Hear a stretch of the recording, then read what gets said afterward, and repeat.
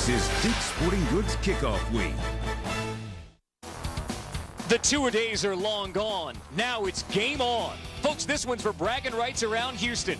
It's a pigskin classic you can't miss. Texas Southern takes on Prairie View A&M right now.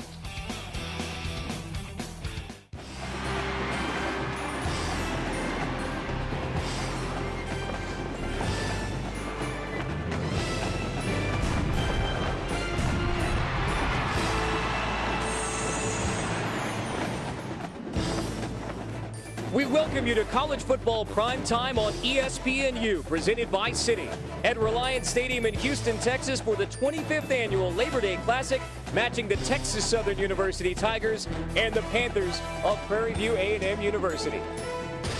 I'm Carter Blackburn with former Alabama State and NFL linebacker Eddie Robinson Jr. This may be the kickoff for Prairie View A&M and Texas Southern, but already a critical matchup in the SWAC. Yes, it's a very critical matchup to start off with, and you always want to play big in your first game, but this game has added pressure because it's your crosstown rival, and it's also a conference game. If you take a look at the Prairie View Panthers, they fully expect to win the SWAC title this year. They finished 9-1 and second behind Grambling, but they feel like they have a team that can come back this year and win their first SWAC title since 1964. Two campuses separated by about 50 miles. They've been playing since the 40s. Lots of ups and downs throughout the years for these two, but 2009 could be a pretty good year for both the Tigers and the Panthers. Yeah, I think so. Texas Southern, they returned to an old guy, Johnny Coles. He was their quarterback back in the early 80s, so he knows what it takes to beat Prairie View A&M on a regular basis. But his goals are bigger than that. He feels like he has a team this year that can compete in the Western Division of the SWAC, and they would really like to put a good effort out here tonight and get the season started on a positive note. In fact, 25 years ago, next door at the Astrodome, Johnny Cole was the starting quarterback in the first ever Labor Day Classic.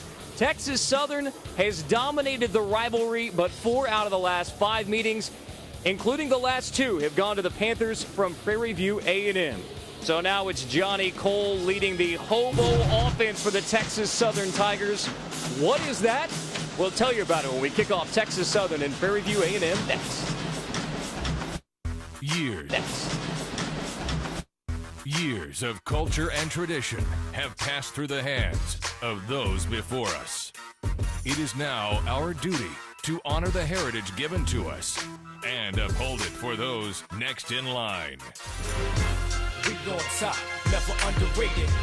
We on top, never underrated. We will take the field, and we will be tomorrow's legends. We are the Southwestern Athletic Conference.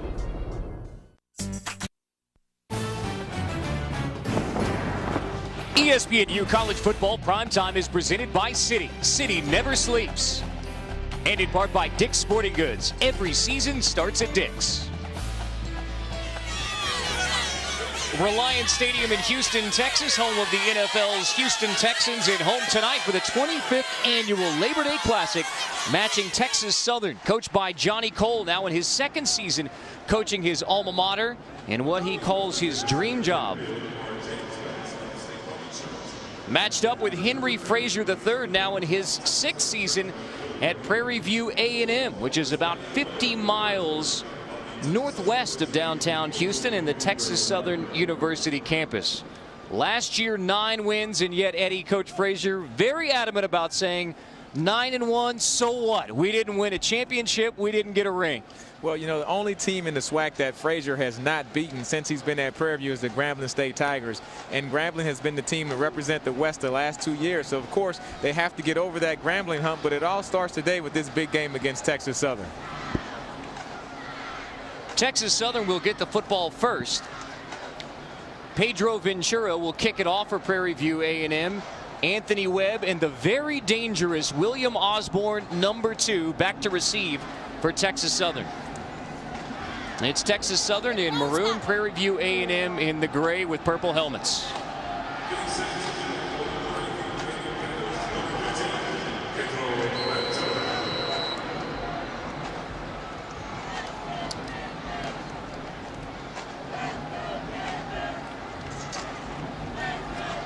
In Houston, the 25th annual Labor Day Classic underway. Osborne will get a touch at the 5. Already a penalty flag down on the play. In the backfield is Osborne dropped at the 22. You And I think that personal foul is going to go against Texas Southern. They took a shot at the Prairie View kicker as soon as he kicked the football. We'll see if that's the call.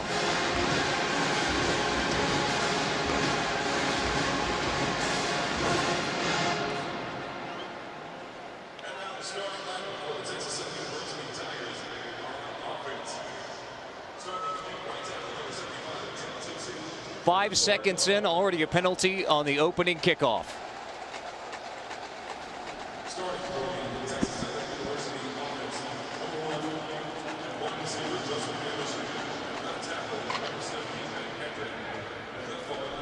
Ventura, the kicker, was involved, but like you said, Eddie, looks like he took the brunt of the penalty.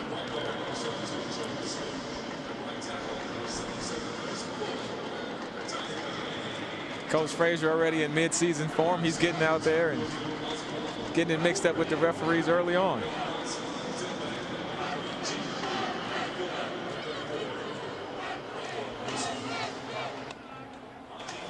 And quite obviously the officiating crew taking a while to sort this one out. Charles Lewis is our referee.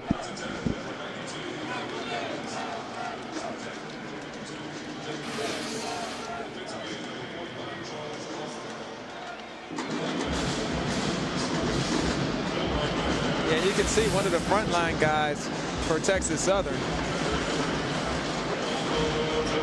When Pedro Ventura, after he kicked off, he was very aggressive with his block, and I think he may have just a roughing the kicker.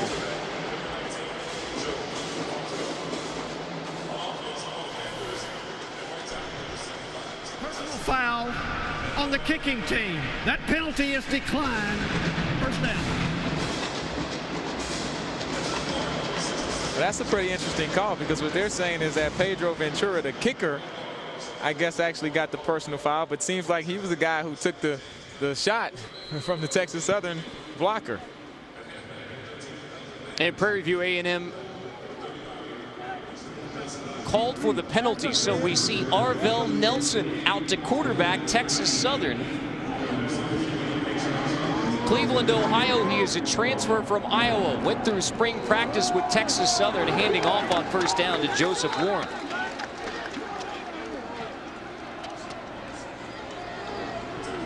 So Arvell Nelson gets the start at QB. There was a question up until yesterday evening for head coach Johnny Cole as to whether it was going to be Nelson or Gino Simone, the transfer from College of the Sequoias.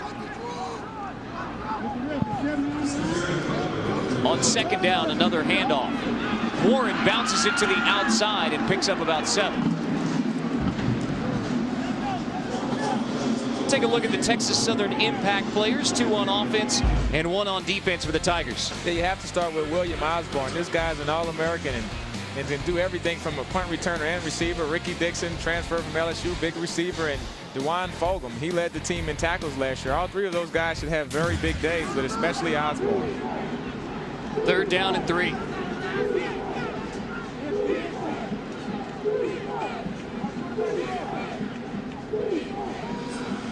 Nelson dumps it short, complete for a first down. As Texas Southern moves the chains.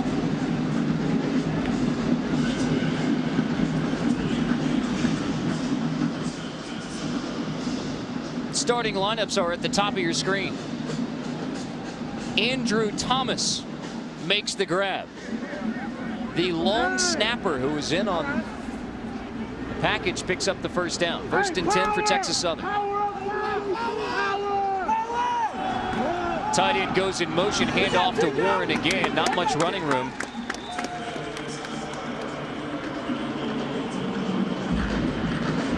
Ronaldo Revolta on the tackle. Here, just an inside handoff. Not a lot of running room. Texas Southern really wants to get things going in the air, but of course they're still going to try to run a couple plays just to keep this Prairie View defense honest. This is second down and 10. The screen is incomplete, intended for Warren. Flag on the play. You mentioned the passing attack that Texas Southern wants to get going. The hobo offense has been Johnny Cole's trademark. It stands for high-octane, big play offense. Stems from his days when he was quarterback at Texas Southern but not on the playing field. It came from Tecmo Bowl. He and his Tiger teammates love playing Tecmo Bowl. They said, Johnny, you know, this is like the hobo offense, and it stuck with them all these years. Offense number 1, 10-yard penalty from the previous spot. Replay, second down. Yeah, but I tell you what, everywhere that Coach Coles has been, he's always had some very big players. I mean, from wide receivers and quarterbacks, he had Leon Murray at Tennessee State, Tavares Jackson at Alabama State, Darnell Kennedy. All of these guys led their conference in passing. So he feels like he has a good one in Arvell Nelson, and he's going to give him a chance to throw the football. Second down and 20 with 5 wide. Another flag. So I wonder on those old Tecmo Bowl games who Johnny Cole was going with. And I was always a Denver Bronco guy. False start. Offense number 28. 5-yard penalty. Still second down. I mean, the Tecmo Bowl in those days would have had like the Warren Moon, Ernest Givens run and shoot Oilers too. There you go. You know, I played with those guys well across the street from here in the old House of Pain, the Astrodome. Second down and 25 now for Texas Southern. Nelson over the middle, complete to William Osborne, who gets leveled as he comes across the middle. Chris Ford leads the charge. Yeah, but William Osborne, this kid is extremely tough. I mean, he can take a licking. He's a punt returner, kick returner, very dangerous with the football. He has no fear about catching these little crossing routes, and he knows how to keep turning it up the field. And he's not afraid of contact. He's just not going to go down after he catches the football. The senior from Marshall, Texas.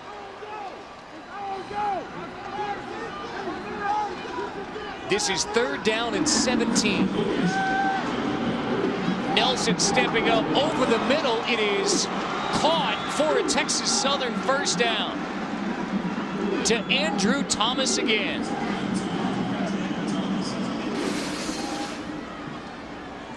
I really like the way Arvell Nelson is stepping up in the pocket here, and he finds a window to deliver this football, and a good throw in the catch and a big first down for Texas Southern, and they're on the move. First and 10 again. Handoff goes to Warren again, trying to bounce it outside. Dragged down. There's another penalty flag after the tackle from Joe Fontenot.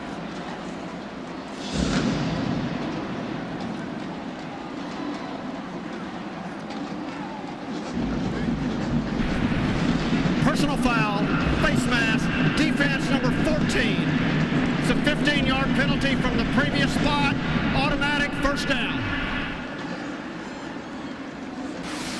Of course, there's no more incidental contact with the face mask, but I think that would have been a 15-yard variety either way. Prairie View just a little bit anxious in this game. I mean, Texas Southern is moving the football well, and guys are getting a little frustrated, but you have to keep your composure and play within yourself.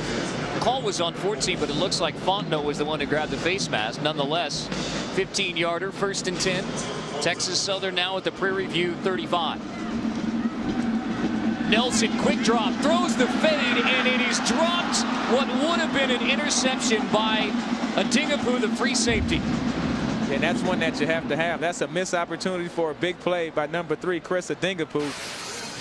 Arvell Nelson having a mix-up with the wide receiver, and as a free safety, just make the easy catch. Looked like he tried to get twisted around and have the old Willie Mays over the shoulder. He could have just went for the basket catch and tried to keep his feet in bounds. A break for Texas Southern brings up second and 10. Nelson handing off again. This time, Marcus Wright picks up maybe a yard.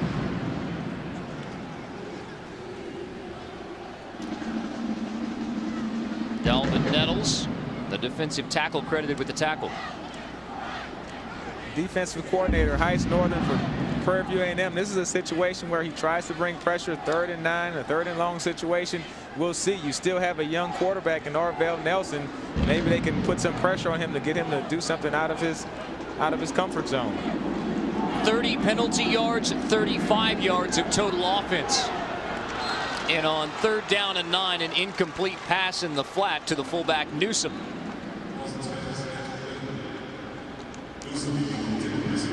Brings up 4th down and 9, and the kicker Robert Hurst for Texas Southern. The range is about 40. This well outside his range then.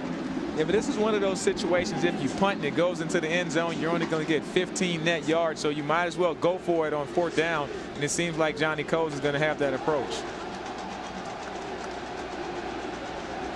Empty backfield for 4th down and 9.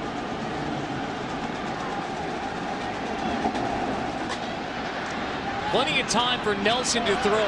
One pump, now he brings it back, and it's almost picked again. Century got a hand on it. Nelson, a lot of time to throw, very fortunate. I think if Century can make that catch clean, he may score with an interception return for a touchdown. The good pump fake gets everyone moving, but whenever you try to go across your body like that, across the field, it's always tough. Defenders can react fast.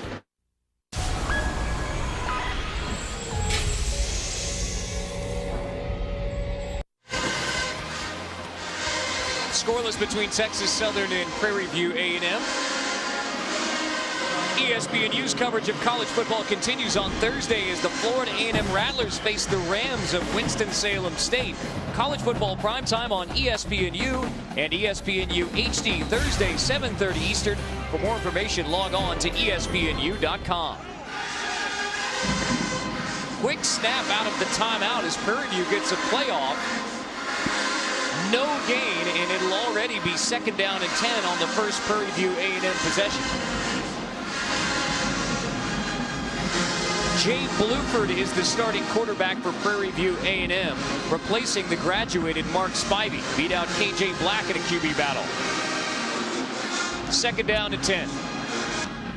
Pressure coming from the Tigers, and here's a flag, and there's a second flag as Bluford was hit after a whistle by the blitzing John Dims.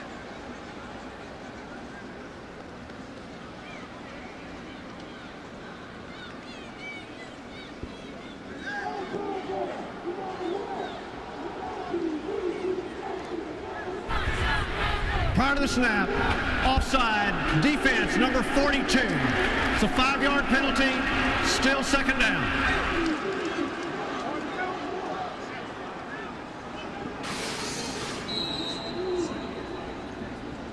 And number 42, John Demps, just tries to beat the snap count. This guy's going to be a pretty good player. He's a transfer from the University of Florida, a very good-looking athlete at that outside linebacker position. 2nd down and 5 for the Panthers. Pressure coming again. Handoff goes to Michael Jason, who breaks free near the 50.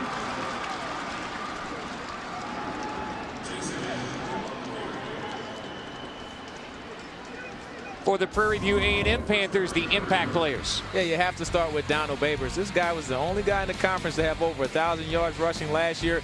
Michael Jason, who we just saw, only a freshman last year, coming back for his sophomore season. Look for big things out of him. And finally, the linebacker, Ronaldo Revelta, 3rd generation playing here at Prairie View A&M, has a lot of brothers here. Jason sits out on the 1st down and 10, so Babers back in the backfield along with Bluford. And this is Babers getting his first touch of 2009, shoved back, minimal gain on 1st down. Starting lineup at the top of your screen. And what a running back battle between Donald Babers, first Panther since '88 to rush for over 1,000 yards, and yet Michael Jason playing with an excellent fall camp, really pushing Donald Babers for time in the backfield. Well, I tell you what, Coach Frazier really likes to run the football, so it's enough touches for both of these guys to have a very good year. I wouldn't be surprised if both of them end up with close to 1,000 yards apiece. 2nd down and 9 after a minimal gain for Babers on 1st.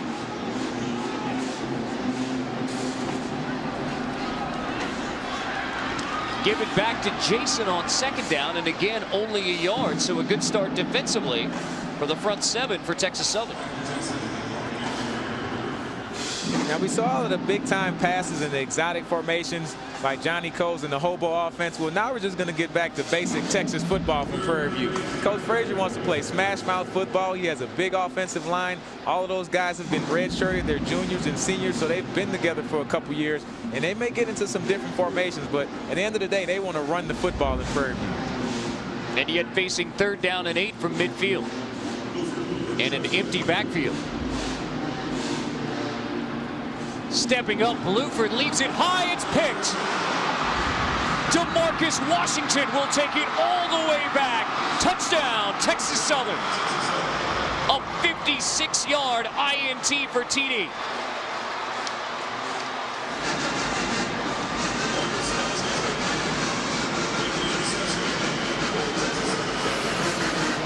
Quarterback Jay Buford, he lets this one get ahead of him. And just a great job of reacting by number 32, DeMarcus Washington. This guy had 5 interceptions last year as a freshman, was SWAC Freshman of the Year and Newcomer of the Year, and you can see why. He just read the quarterback's eye and reacted to the ball, and now Texas Southern has a 6-0 lead. Robert Hirsch for the extra point.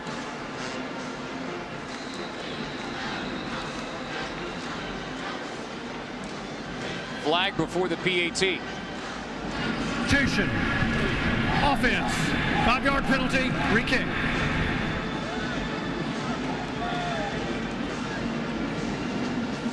What a start for the Texas Southern defense. They stop the run, force 3rd and long, and get the pick for a touchdown. That's exactly how you want to play this Prairie View Panther team. Be physical against the run and get them into obvious passing situations.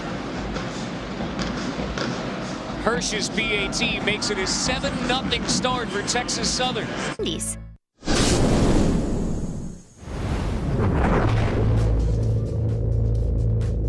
2,300 all-purpose yards is an accomplishment many athletes won't surpass in a career.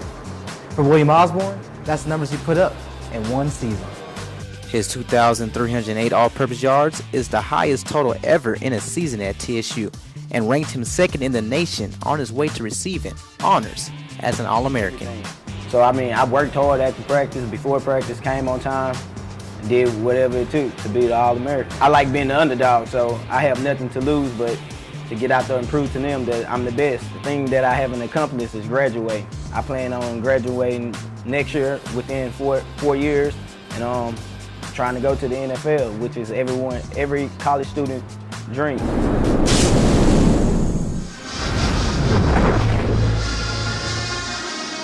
More from Daniel coming up later on another ESPNU Campus Connection about the Ocean of Soul at Texas Southern University. There's William Osborne. Henry Frazier, Prairie View A&M head coach, said we have to keep eyes on him. One of the most explosive players in the SWAC. Yeah, he had a great game last year in this Labor Day Classic, and this guy is very exciting, not just from a punt returner and kick return aspect, but also as a receiver. And was an indoor 200-meter sprint champ for the track team, so you know he can run. After the interception for a touchdown, Texas Southern will kick it off. Robert Hirsch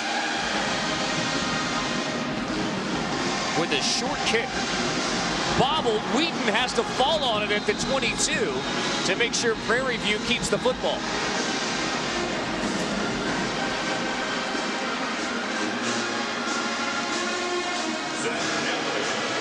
I would expect Coach Frazier and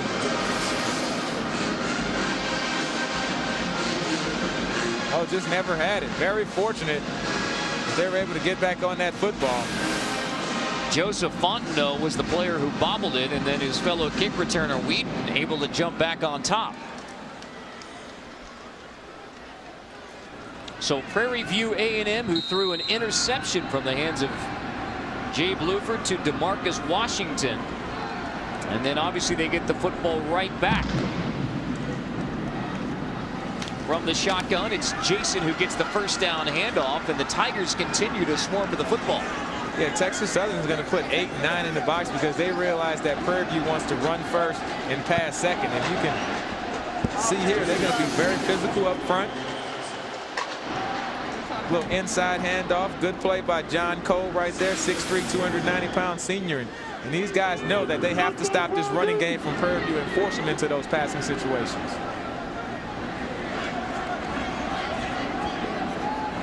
Second down and 10. Bluford back to pass, completes it on the right side. Alonzo Revolta, the redshirt freshman tight end, younger brother of the linebacker Ronaldo Revolta. And I like this call. Jay Buford just throwing a little quick pass out to the flat by his tight end. Let's get some run after catch yards. You have to really settle this guy down. I mean, Jay Buford came into this game with 7 career passes and 3 interceptions. It's not a very good ratio, and he already has thrown another interception today. So you just want to settle him down, let him complete a couple of short passes, and get his confidence going. Last third down for the Panthers was the INT for TD. Now it's third down again.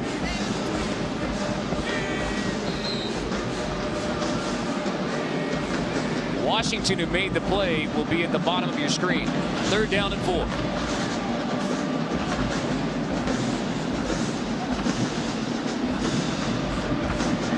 Bluford is going to tuck it and run and picks up the first down. Bluford with the block to break it to midfield.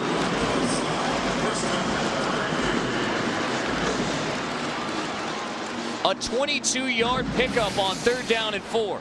Yeah, great decision by Bluford. Guys are covered downfield. Hey, let me convert and get the first down. Once he gets into the Texas Southern territory, he makes a couple people miss, get a couple good blocks. Big game for Prairie View on third down. That should really settle him down. He got a little contact, took a hit after that play. Maybe he's ready to play now. First and 10 from the 50. Out of the I backfield, Michael Jason pushes the pile to the 45. You're watching ESPNU's college football primetime at Reliant Stadium in Houston, Texas, as the Texas Southern University Panthers take on the Panthers of Prairie View A&M University. Carter Blackford, along with former Alabama State and NFL linebacker Eddie Robinson Jr. Scoreboard says 7-0 Texas Southern. And what do you think about the early effort through nearly 10 minutes of play for Texas Southern?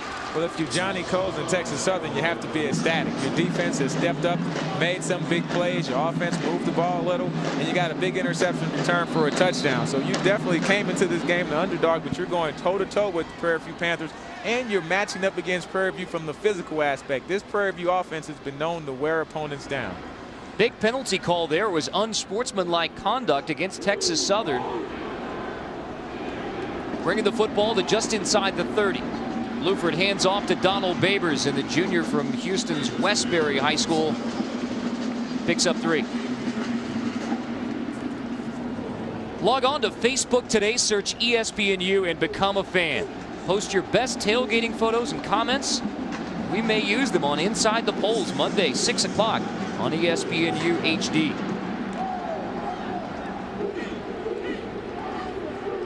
Will you accept a friend request? You know, I have about 75 unaccepted friend requests. I need to get around to accepting some people now. Second down and 6. Texas Southern aggressive with the run blitz again on second down.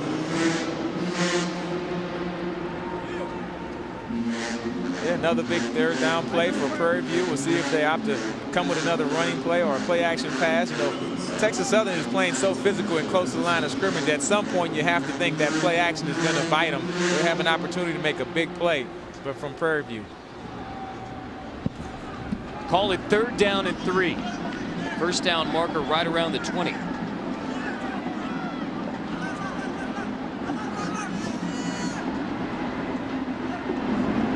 Pressure up the middle. Bluford is sacked. DeJuan Fulgham, the preseason all-SWAC middle linebacker, went unblocked. And I tell you what, he led this team in tackles last year and also had 5 sacks. This guy is a go-getter. High octane, big energy guy, and hey, just a blitz right up the middle. You see the containment on the outside. Quarterback never stood a chance. That was a well-designed blitz because he came from the right side and looped around the center, so nobody was there to pick him up, especially with that empty backfield. Now Prairie View is going for it on fourth down. Frazier will take a timeout before the fourth down. Welcome back to ESPNU College Football Primetime, presented by Citi as part of Dick's Sporting Goods Kickoff Week. We're at the 25th Annual Labor Day Classic in Houston, Texas. The Tigers of Texas Southern battling the Panthers of Prairie View A&M University. And already some critical miscues.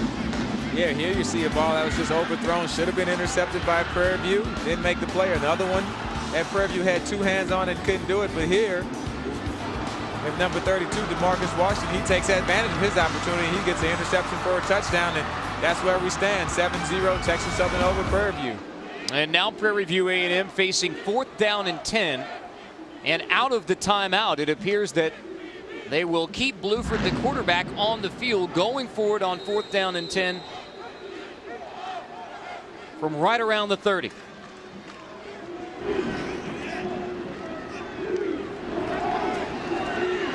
Bluford down the middle on 4th down, completing in a huge 4th down conversion for Prairie View A&M. Sean Stevens makes the grab. Hey, you look at number 7, Robert Jones for Texas Southern. He's coming into your picture. He just couldn't come across the field enough to help out, but that was just a nice executed play by Prairie View, a skinny post, and realizing that you only needed 10 yards for the first down, just get 12 and make the catch. Last year, Prairie View A&M had 9 4th down conversions. Obviously, that's their first of 2009. 1st and 10 out of the I. Babers trying to turn the corner. A little stiff arm for Curtis Thomas, who shoves him out of bounds.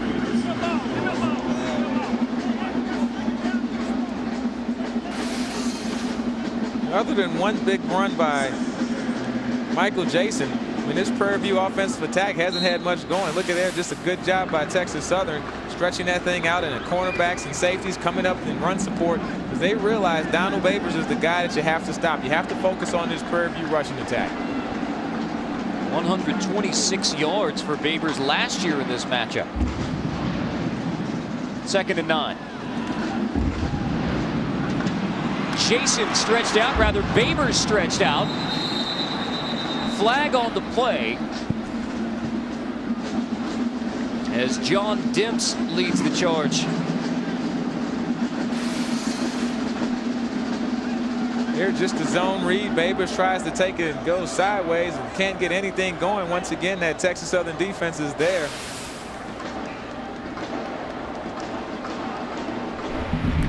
Holding, offense number 66. Penalty is declined. 3rd down. The early MVP of the Labor Day Classic may be referee Charles Lewis. Tell you what, he's trying to compete with us as far as airtime. Play stands, bringing up 3rd down and long. Call it 3rd down and 18. Bluford to the end zone. It is caught for a touchdown. What a grab. Osazi Ediai with his 8th career touchdown catch.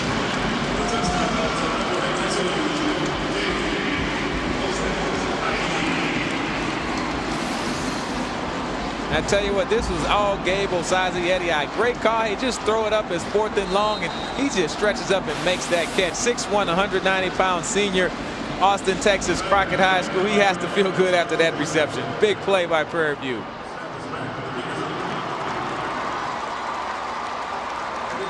Kick by Ventura is good, and Prairie View A&M evens it 7-all on a heck of a touchdown grab by Osazi Ediai. And Carter, this is the classic example of, hey, you have him covered, but unless you make the play, it really doesn't matter. And that's what happens with Gabe Osazi Ediai. Hey, you have me covered, but you can't stop me. I can beat you one-on-one. I can out-jump you and make the play. Just a great job of playing basketball in the back of the end zone. And Coach Frazier has to love that for a guy who likes to ground pound and run the football. You can get a big play out of your passing game to tie up the score in the first quarter. It gives your team a lot of confidence. 4 touchdown grabs a year ago, career highs in catches, yards, and touchdowns, and an offense that mainly runs the football. But you see they have a big weapon in wideout as well, in number 82. You know, and I've watched this kid over the last couple of years, and Ediai, he's just been getting better and better each year. Now, they really are going to try to focus him in the passing game. And you have a young quarterback in Jay Buford, who only came into this season with 7 career passing attempts. He needs a guy like that to go up and make a play. I mean, he wasn't open. It was a good throw, but even a better catch. So you want to work with a young quarterback. Hey, just throw it up, give me a chance to make a play, and I'll make you look good. And that's what Ediai did. How big is that for Prairie View A&M? You throw an INT for a touchdown on your first offensive possession, follow that up with a touchdown drive. Yeah, I mean, you have to come right back, especially for the quarterback who's a young guy, Jay Buford, first career start. You need him to have something positive happen to him early. Osborne in the return game from inside the 10. Dancing along the sideline, shoved out near the 40.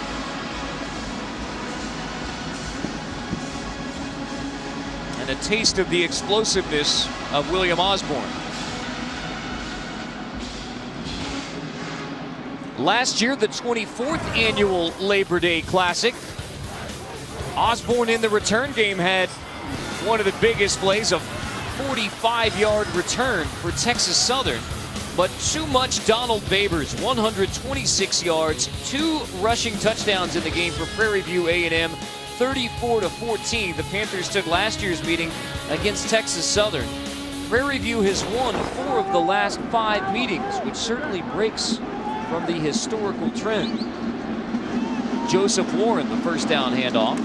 Texas Southern coach Johnny Cole seemed a little bit perturbed that all of a sudden Prairie View A&M has the upper hand in this matchup. Well, keep in mind, when Johnny Coles was here and they were playing Prairie View, this was just a game that you knew you were going to win. It was just a matter of, hey, how many touchdown passes am I going to throw? But, man, how things have changed since Coach Frazier has arrived at Prairie View. They are really competing for this Western Division title.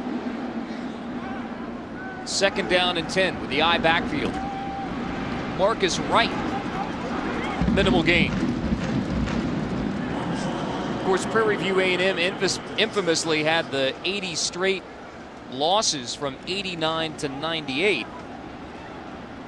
Henry Frazier has turned this program around, and interestingly enough, I asked him yesterday, all right, why did you want the Prairie View A&M job? He says, you kidding me? This is the greatest opportunity in college sports. 63 scholarships, full coaching staff, and when you win a few games at Prairie View, everyone says, you're doing a heck of a job. Yeah, in all fairness to those coaches during that 80-game losing streak, Prairie View, they weren't giving out any athletic scholarships, and that program was severely hurt by that. So he's gotten a lot of support now. 3rd down for Nelson, slipping out of pressure. Chased some more and dropped finally by Chris Ford.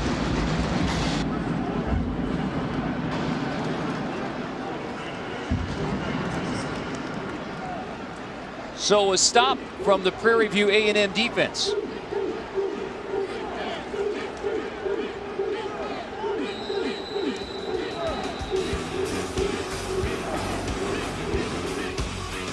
The Panthers get a stop. We're even at 7.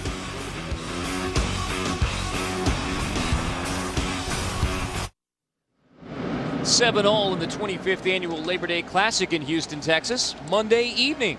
Catch 2 college football shows on ESPNU. First at 5 Eastern Crunch Time. We'll deliver the entire closing minutes and moments of all the significant and close college football games from the previous weekend. Then at 6 Eastern, host Lowell Galindo, analyst Tom Luganville and Tommy Tuberville will dissect and analyze the new polls and preview the next week's matchup on Inside the Polls, presented by 76. For more information, log on to ESPNU.com. Punt coming up for Texas Southern.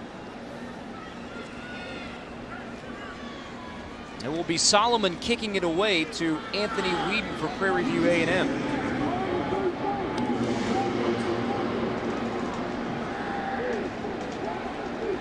After the 3 and out from Texas Southern.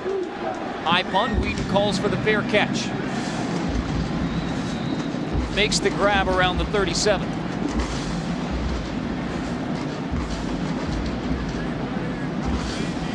That's a good 3 and out for the Prairie View Panther defense. We'll see if Texas Southern can come out and respond and try to match defenses with Prairie View. I mean, Prairie View has a very good defense traditionally throughout the years. And Texas Southern, I like the way they've been physical against this Prairie View's rushing attack. But I think at some point, Prairie View's going to try a play-action pass and try to take another shot deep, especially after that great catch by Osazi Edi in the previous drive. Last drive resulted in that touchdown for Prairie View A&M. 2 possessions, both resulted in touchdowns. One was for the opponent. Jason gets the first down carry, and the Tigers are waiting for him.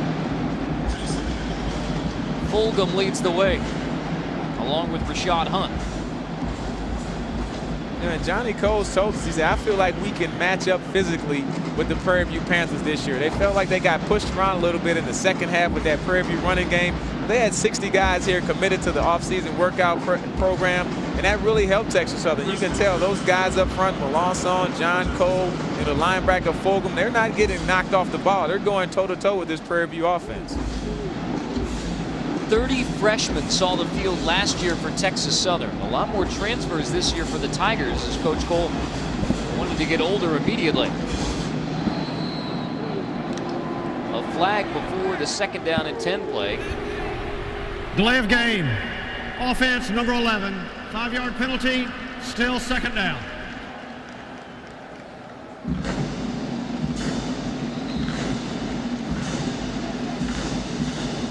You know, one negative about Prairie View last year, they were last in the conference in penalties. You know, they had averaged 104 yards in penalties per game. I know that's something that Coach Frazier really is trying to work on, but not going too well just yet in this first game. Room for improvement. 2nd down and 15. Pass complete to Jason out of the backfield, who is leveled as soon as he makes the grab by Shamari Clemens, the strong side linebacker.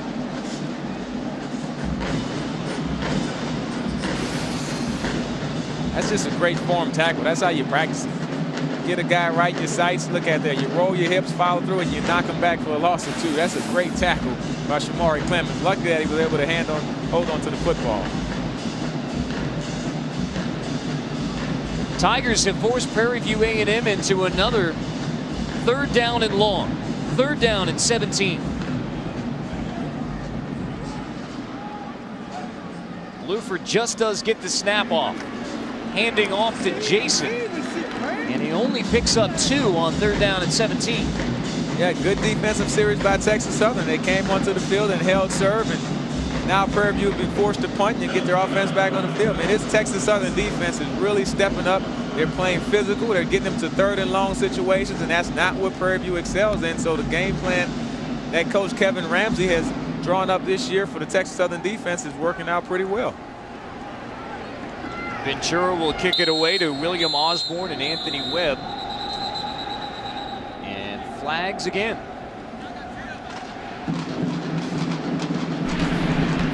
Illegal substitution on the defense. 5-yard penalty. Still 4th down. There were 12 men on the field. You say if you're not cheating, you're not trying. Hey, the referees, it's the first game. Maybe they miscount and get away with an extra guy.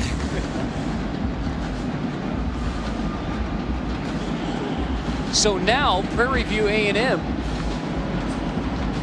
on 4th down. Ventura punting it away. Webb lets it bounce. Now turns it upfield.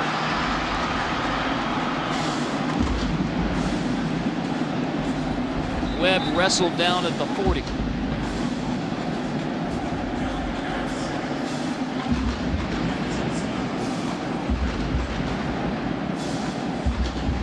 $12 to go in the first half of the 25th annual Labor Day Classic.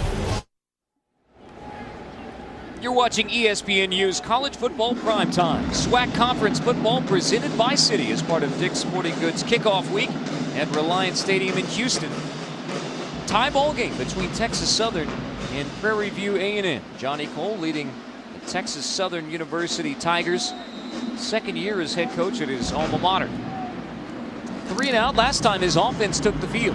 1st down and 10 now from Texas Southern zone 41. Arvell Nelson, toss right to Gilbert. Flags on the play.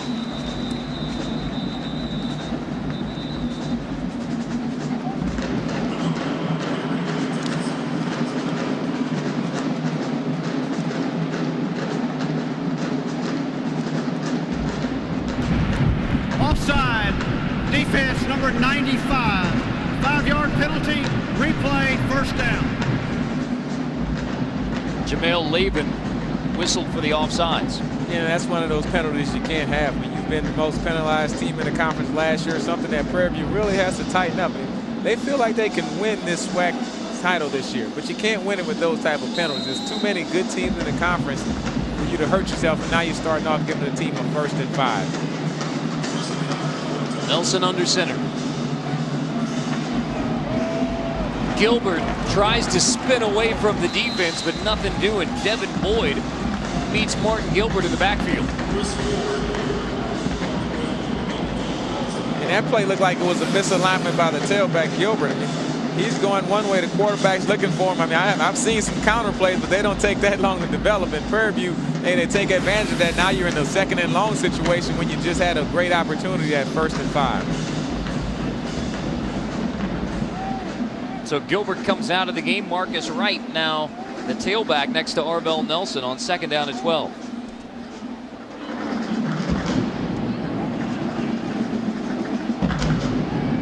Nelson swings it out to right in the flat. Slips out of a tackle. Met at the 45.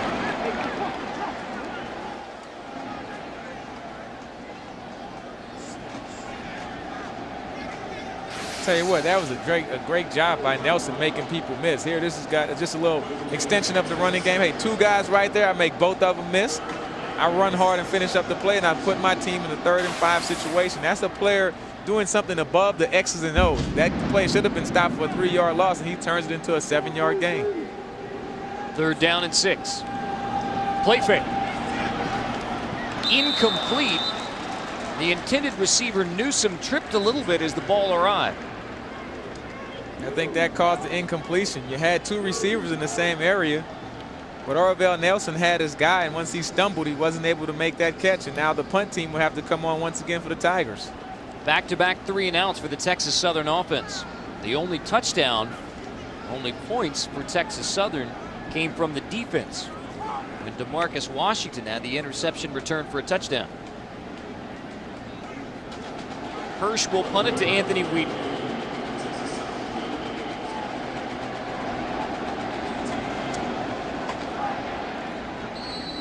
Didn't get the play off in time.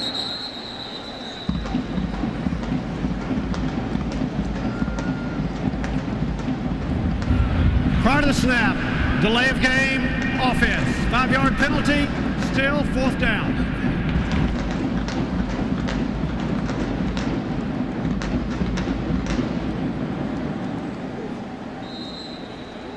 Try it again with Hirsch punting to Wheaton. Yeah, and Wheaton is a dangerous return man. I know Will Osborne gets all the accolades in this football game, but hey, Wheaton can take this thing and make something happen.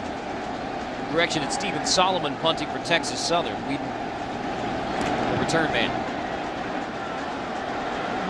High kick. Wheaton will let it bounce, and it rolls out around the 30.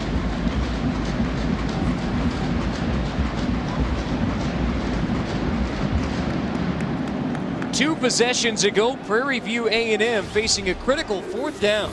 Yeah, doing it through the air. This is the team that's known for running the football, but here a critical 4th down conversion by Jay Buford. Then he comes back on another 4th down play to Gabe Osazi-Eddie, and hey, he just steps up and say, I'm bigger than you, and I can make the catch to tie up the ball game at 7-7. I mean, this passing attack doesn't get a lot of credit for the Panthers, but so far it's really kept them in this football game as Texas Southern has been geared up to stop that running game. These were the numbers from Gabe Osazi-Eddie a year ago. Those were all career highs. He has a touchdown grab in 09 on his only catch of the game so far. Pressure coming on Bluford on 1st down. He's looking long for Osazi-Eddie. Incomplete, no flag as the freshman corner Anthony Webb. And I think Frazier has a good beef with the field judge there, because Anthony Webb definitely had some jersey on that play, which was smart on his part because he was beat. He's like, hey, you're not going to catch a 2nd touchdown on me, but the referee missed it. Hey, 2nd down. Taking another shot deep. It worked last time. You can go up and you can see the contact. 2nd down, back to the ground. Babers tries to bounce it outside, leans forward for a 5-yard gain. Now, Prairie View is going to be patient with their running attack. When you're talking about a team that last year had over 172 rushing yards per game. So they're going to be patient. Even if you stop them in the 1st quarter, 2nd quarter, they're going to continue with that big offensive line, a bunch of redshirt juniors and seniors, they're going to try to pound you. But now we're in a 3rd down and 5 by the passing situation, maybe. 3 wide, Babers in the backfield next to Bluford. Flag before the 3rd down play goes off. Prior to the snap, false start. Offense number 66. 5-yard penalty, still 3rd down.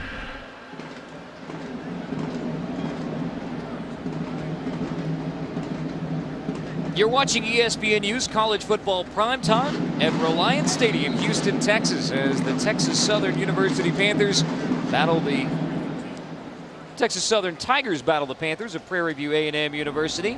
I'm Carter Blackburn, along with former Alabama State and NFL linebacker Eddie Robinson Jr. And a 3rd down and 10 coming up now for Prairie View A&M.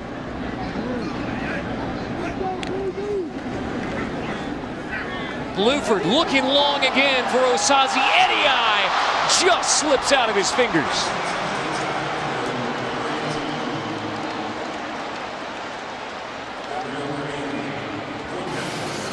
And I tell you, number 12, Anthony Webb for Texas Southern, is having his hands full today with Osazi Eddie just off of his fingertips, and the potential to be a very big play. Hey, I like the throw and almost with the catch. Great job. Good effort, just couldn't get it done. But I tell you what, this quarterback, Jay Buford for Prairie View, is putting up some nice balls, and obviously Osazi Eddie is his main target. Ventura nearly has it blocked. Gets it away to Osborne. Backing up to the 15. Flag on the play. Osborne dragged down at the 18.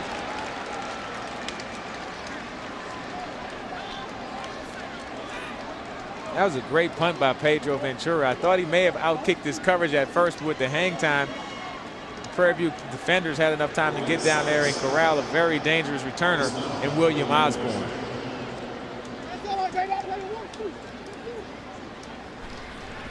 On the return, blocking the back, number 13 of the return team. That penalty will be enforced half the distance to the goal. 1st and 10, Texas Southern. Explosive plays in the 1st quarter to make this a 7-7 ball game. But midway through the 2nd, it is the defense is dominating. You know, in that first possession, Johnny Coles had a lot of success in the passing game, opening things up. We'll see if he goes back to that just a little bit more. We know he likes to throw it, but once they went to that running game, and Prairie View's been up to the task of stopping the run, maybe he'll get back to that wide open attack he had on that first series. 7-all between Texas Southern and Prairie View A&M. Monday evening, catch 2 college football shows on ESPNU. First at 5 Eastern, Crunch Time will deliver the entire closing minutes and moments of all the significant and close college football contests from the previous weekend. Then at 6 Eastern, host Lowell Galindo, analyst Tom Luganville and Tommy Tuberville will dissect and analyze the new polls and preview the next week's matchups on Inside the Polls, presented by 76. For more information, log on to ESPNU.com.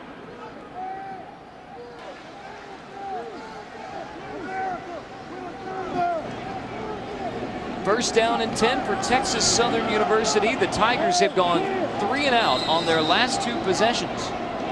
So an I backfield behind the junior QB Arvell Nelson, transfer from Iowa.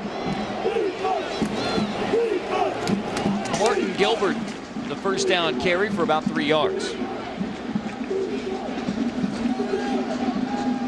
William Osborne has been very quiet on the offensive end. We'll see if they come up with a trick play or maybe something quick out to the flat just to get him back involved in the offensive aspect of this football game. Osborne, number 2, lined up in the slot at the top of the screen for 2nd down. Call it 2nd and 7. 4 wide for Nelson. Handing off out of the 4 wide package. Gilbert fumbles the football. Who's on top?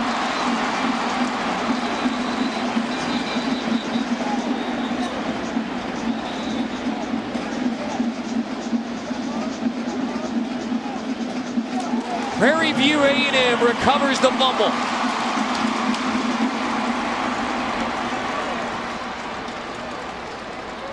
Tough break for Texas Southern. I mean, he had a more than enough yards for the first down. A very explosive run, but just couldn't hold it at the end. Here you're coming down here. Hey, that's just a great hit by Prairie View. Putting your helmet on the football every time, that will cause the fumble, and a good job of recovering it. The Panthers are in scoring position once again. Looks like Yverian Richardson was the player who knocked it free. So Prairie View A&M gets the football with great field position at the 27.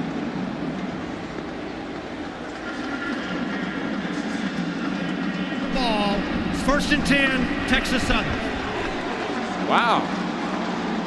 I've never seen that happen before when the referee gives it to one team and then you switch it back to the other. I mean, Frazier has a reason to be upset. Usually with whoever comes up with that ball at the bottom of the pile, there's the fumble. I mean, it's hard to say. It's impossible to say who has it right now. But usually when the referee comes in there and whoever he identifies with the ball right then, he gives it to that team, and that's the end of the play. So I've never seen it where it went to one team and switched back.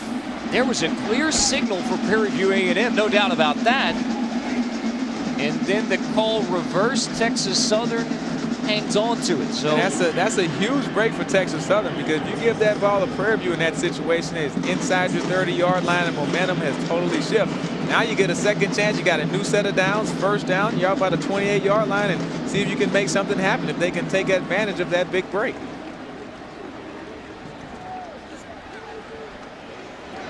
Prairie View asks his defense to make another stop. 2nd down and 8. Gilbert gets the football again. Max Century, the middle linebacker, there to stick it. Last year, this Prairie View defense only giving up 65 rushing yards per game, 1st in the conference. They really excel at running the ball and stopping the run. So when Texas Southern tries to run, it's going against this defensive strength. We'll see if they want to do more things in the air and try to throw this football around a little bit more. Prairie View A&M replacing the All-America linebacker Zach East. 3rd down and 8. Nelson pressured from behind and sacked on 3rd down and 8. Ronaldo Revolta, the weak side linebacker, gets the sack. Yeah, bringing pressure, coming around the corner on the outside, and he just never gave up on that play. Once he beat the tackle, he had explosiveness to get back into the play and get that sack. Tried to get the forced fumble also. 55, great job with Ronaldo Revolta with the sack. Solomon will punt to Anthony Whedon. And the Texas Southern offense continues to sputter. Flag on the play. Whedon lets it bounce and roll. Perhaps roughing the kicker. Flag down, flag down. Personal foul, roughing the kicker, number 18 of the defense. Automatic 1st down, 15-yard penalty. And you can't just jump in the air and try to block the kick. You have to be aware of where the punter is. What's going to happen if I don't block the kick? Will I come down and rough the punter? And that's exactly what happened. An easy call by the referee. And once again, Texas Southern offense gets another break. Prairie View, once they had the fumble and they didn't have it, you give it back to the Texas Southern offense. You stop them on 3rd down with a big sack, and now you rough the punter. You can't keep giving a team that many chances. Sooner or later, it's going to bite you. Twice the Tigers appeared to be stopped. One time a fumble recovery overturned, now roughing the kicker, and so for the 3rd time on this possession, a new set of downs. High backfield on 1st and 10.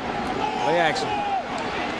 Nelson looking long for Anderson, who drops it at the 20.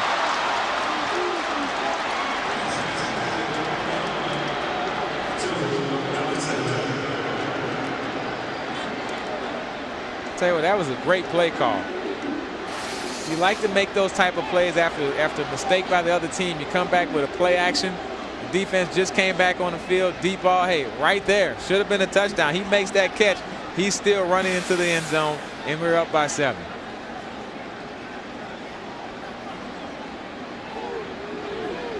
Instead, an incompletion, 2nd and 10.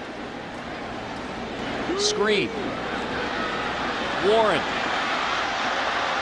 Dancing near midfield, needed one more block.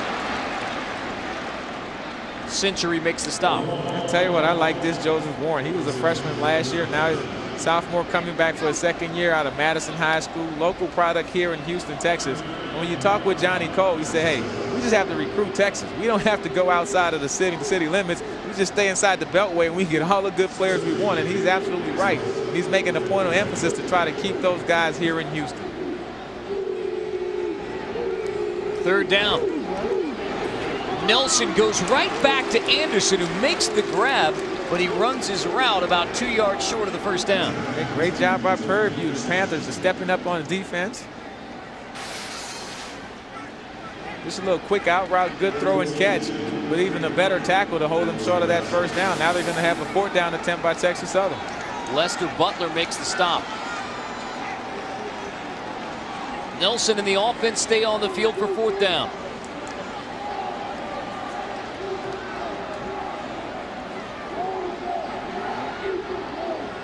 The hard count from Nelson. Panthers hold their water, so Texas Southern takes the timeout. And I tell you what, with all of the offsides and the penalties that Prairie View has had, and I think that was a good try. Why not try to get them to jump off sides, and maybe they'll line up off sides, but good discipline by Prairie View in that situation. You saw Johnny Cole coaching up Joe Anderson after on the same possession, a drop touchdown, and then he runs the route about 2 yards short of the first down marker. Yeah, because it was 3rd and 5. So you have to know when I run my route, once I catch the football, I should already have the first down. So even if they make a great tackle, you should just fall down and you got the first down. So I think that's what Johnny Cole's upset about, because he knows that they should have a first down in this situation. So Coach Cole's offense has yet to produce points. The only points on the board for Texas Southern came from the defense when DeMarcus Washington had the interception for a touchdown. And they've been getting chance after chance on this drive. We don't know if they're going to punt it or try again on the fourth down and 2 or 3 yards. But hey, I tell you what, this offense has shown me some things. They've been able to run the football well. They had a couple of big plays in the passing game. They haven't put points on the board, but they've still been effective.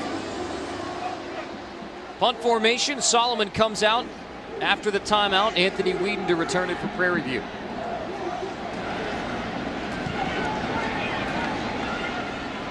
Whedon calls for the fair catch and makes the grab near the 20.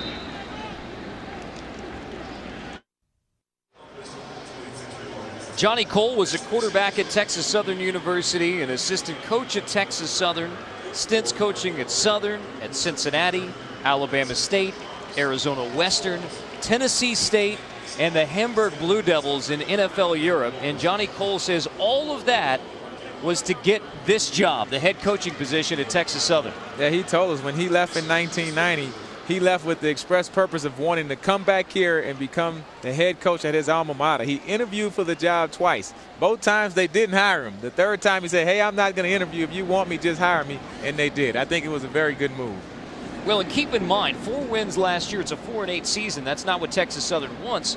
But the previous 4 years, they had won 4 games combined. So a 4-8 season was still a very productive first campaign under Johnny Cole's head coach. And there he is coaching up the offense right now in the middle of that huddle. He is the offensive coordinator as well for the Tigers. Panthers 1st and 10. Wide receiver screen to Whedon is snuffed out. Slips out of the first tackle from Webb. Robert Joseph finally brings him down. And some discussion afterward. Wow. Tell you what, the quarterback took a very big shot for a 4-yard loss. Shamari Clemens, the strong side linebacker, laid the lick on Bluford. Obviously no flag. I tell you what, this Texas Southern defense has come to play. Johnny Cole has always been known to put big points on the board and never had a team with a real good defense. Maybe this is the year he has a team with a good defense. 2nd down and 14. Rolando Maloncon makes a nice stop on 2nd down.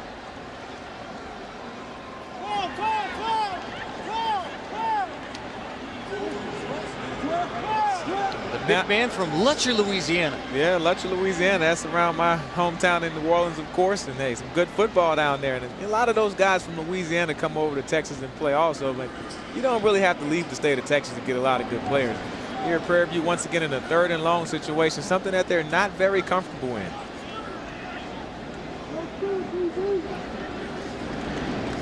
Handing off on 3rd down. Babers tries to stretch it out. Shoved out of bounds and maybe a little bit too late. Penalty flag after Curtis Thomas shoves out Donald Babers.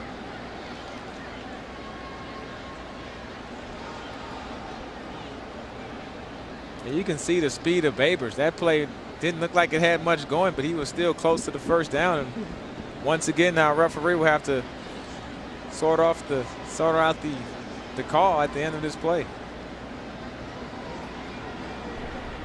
Block in the back. Offense number 89. That penalty is declined. 4th down.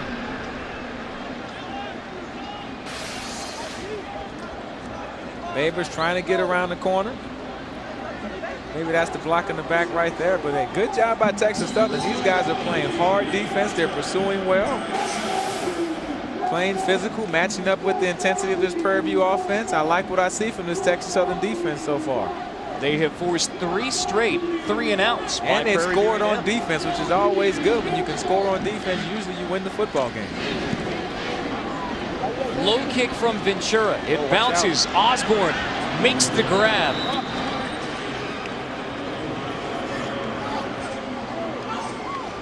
And Sykes makes the tackle. Otherwise, Osborne was getting a head of steam behind him. William Osborne, the senior from Marshall, Texas.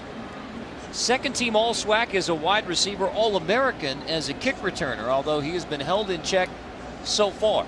I mean, this guy was 2nd in all of FCS in total yardage last year. Had 2,300 total yards from the turn and receiving and everything else he was able to do. We'll see if they'll get him started this series. The toss to Warren on 1st down. Warren slips out of the tackle. Inside the 35. Flag near midfield.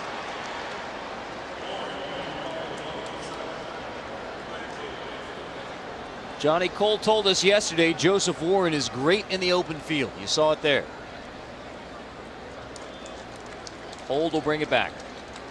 Yeah, the penalties are just really mounting up and hurting both teams. With wide receiver, you like that. You like when your wide receivers are making those blocks, but you have to teach them to keep their hands inside. Number 70. Penalty is 10 yards from the spot of the foul. Replay, 1st down.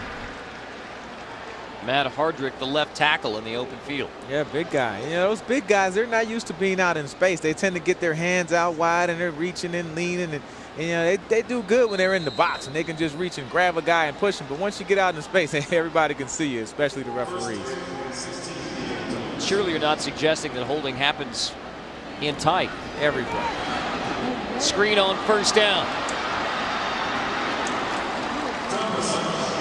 Andrew Thomas with his short gain to the 45. Yeah, about a minute and a half left in this 2nd quarter, and because we have an injured Panther down on the field. But if you're Coach Cole, of course you want to score, but you don't want to leave enough time for this Prairie View offense in case you don't get it into the end zone. So that's why he's being somewhat conservative with his play calling so far.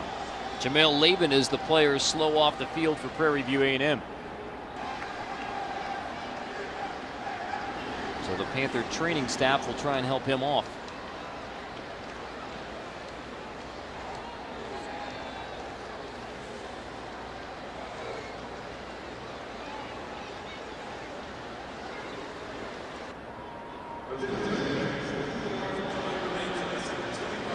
The 64th overall meeting between Prairie View A&M and Texas Southern. It has been a rivalry dominated by Texas Southern, but as of late, and especially with the rebuilding job that Henry Frazier III has done, Prairie View A&M has dominated this rivalry. They've won 4 out of the last 5 meetings, including last year's matchup here at Reliant, 34-14. They've won the last 2 matchups. Of course, everyone knows about Prairie View and early 90s when they had the losing streak and how Frazier has come along and helped to rebuild this program. But one thing you and I talked about before the game, Carter, was the last time Prairie View A&M and Texas Southern both had a winning record in the same season was 1967. That's almost 40 years of football where both of these programs haven't been able to get it done at the same time. So I think this may be the year, this year or definitely next year, where TSU and Prairie View will both have that winning record in the same year, where this Labor Day Classic will have some bigger implications besides just in Texas, but also around the SWAC conference. Tied 7-7 here between the Tigers and Panthers. ESPNU's coverage of college football continues on Thursday. Florida A&M taking on Winston-Salem State. College football primetime on ESPNU and ESPNU HD Thursday, 7:30 Eastern. For more information, log on to ESPNU.com. Yeah, that should be a real good MEAC matchup. I mean, Florida A&M, they have Coach Joe Taylor, who came over from Hampton, very successful up in Hampton. First year did some really good things at FAMU. I think now he has that team poised to compete for a MEAC title, and he's been a winner everywhere he's been. You were mentioning the Prairie View A&M winning tradition, and, you know, folks don't remember that a lot because of the long losing streak, but they were in a power in the 50s and 60s. 10 SWAC titles, all prior to 1964. They won 5 so-called Black College National Championships in the 1950s and 60s. Yeah, I mean, you talk to some of the old timers and they talk about Prairie View with this tradition, and that's one thing you have to have, this reconnect. You have to have the younger players to know that, hey, this program has a history of doing things extremely well, and we're going to get it back to that level, and that's what Coach Frazier is trying to do. Long walk off the field for Jamal Laban. Yeah, very unfortunate when you have injuries. You never want to have them, you know, but on opening day, it's just always a bummer when you get hurt on that first game. You work so hard in the offseason, and Laban was actually late to training camp because he had a military obligation. Second down and 12. Nelson over the middle to a wide open tight end, Jonathan Hanna. Yeah, Jonathan Hanna, good-looking kid, tight end. This is a guy that Coach Cole talked about. He's more of the receiver tight end. You can see why. Big kid, good target, very good athlete. Hurry up now from the Tigers. The clock winding down at the end of the first half. Warren finds room. Maybe a reason why. There's 2 flags on the play.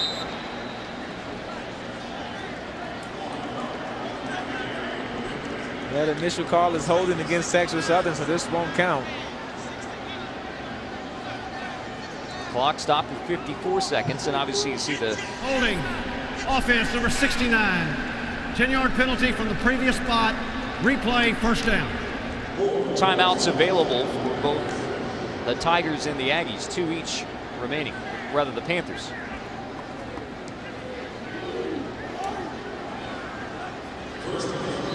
I tell you what, the penalties are really hurting both teams. They're coming in, well, it's never a good time for a penalty, but they're coming in really crucial situations. First down and 20. Nelson to the air again, incomplete, intended for Ricky Dixon.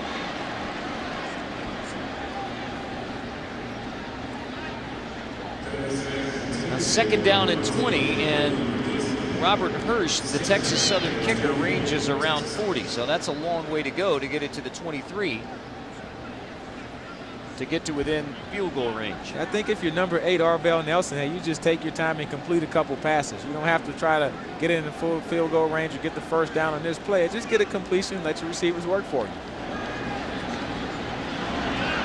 Second down and 20. Finally, the pressure comes. Here comes another flag. Nelson shoved down near the line of scrimmage. Arvell Nelson from Cleveland, Ohio.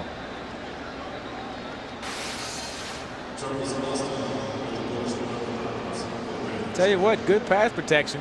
Pocket starts to break down late, but Nelson is very shifty with that ball in his hand. He makes it look like he's throwing, able to make a couple people miss and pick up some yards. But of course, have another flag on the play, which seems to be a commonplace here in this first half. Nelson's from Cleveland, an unabashed Browns fan. And Eric Mangini may not know who the quarterback for the Browns is, but he was pretty adamant about Brady Quinn yesterday, talking about the Cleveland Browns. Yeah, I tell you what, we talked to Arvell Nelson yesterday, and you know, to me, the only people who are Browns fans are people that are from Cleveland. There are 2 fouls on the play. Holding on the offense, number 77. That's a 10-yard penalty from the previous spot. After the play, dead ball, personal foul, number 14 of the defense. That penalty will be enforced 15 yards, automatic first down. On the linebacker, Chris Ford.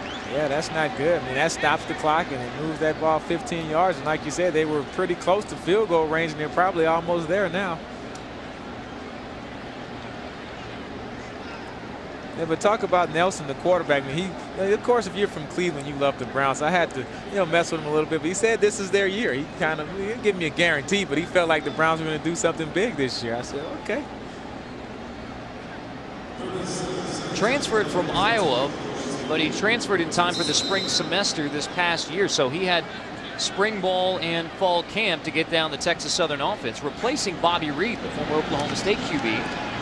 Finished up with Texas Southern. Complete over the middle to William Osborne, and the first big play from Osborne as a wide receiver. Yeah, and you can see the toughness of Osborne. He jumps up and says, hey, hit me a little bit harder next time. Only 5'8", 170 pounds, but hey, this kid can make the catch and make the plays. Tigers in the hurry-up offense, less than 30 to go before the half. First down, Nelson throwing, completing, and Haight gets out of bounds. So now you would be within field goal range, 19 seconds, a couple of timeouts, maybe time for a couple of shots. Yeah, absolutely. You have to take a couple shots at the end zone, but with the timeouts, you can still run the quarterback draw or a screen or something quick. You don't have to throw it in the end zone. The whole field is wide open for Arvell Nelson right now. 5 wide on second down and 1.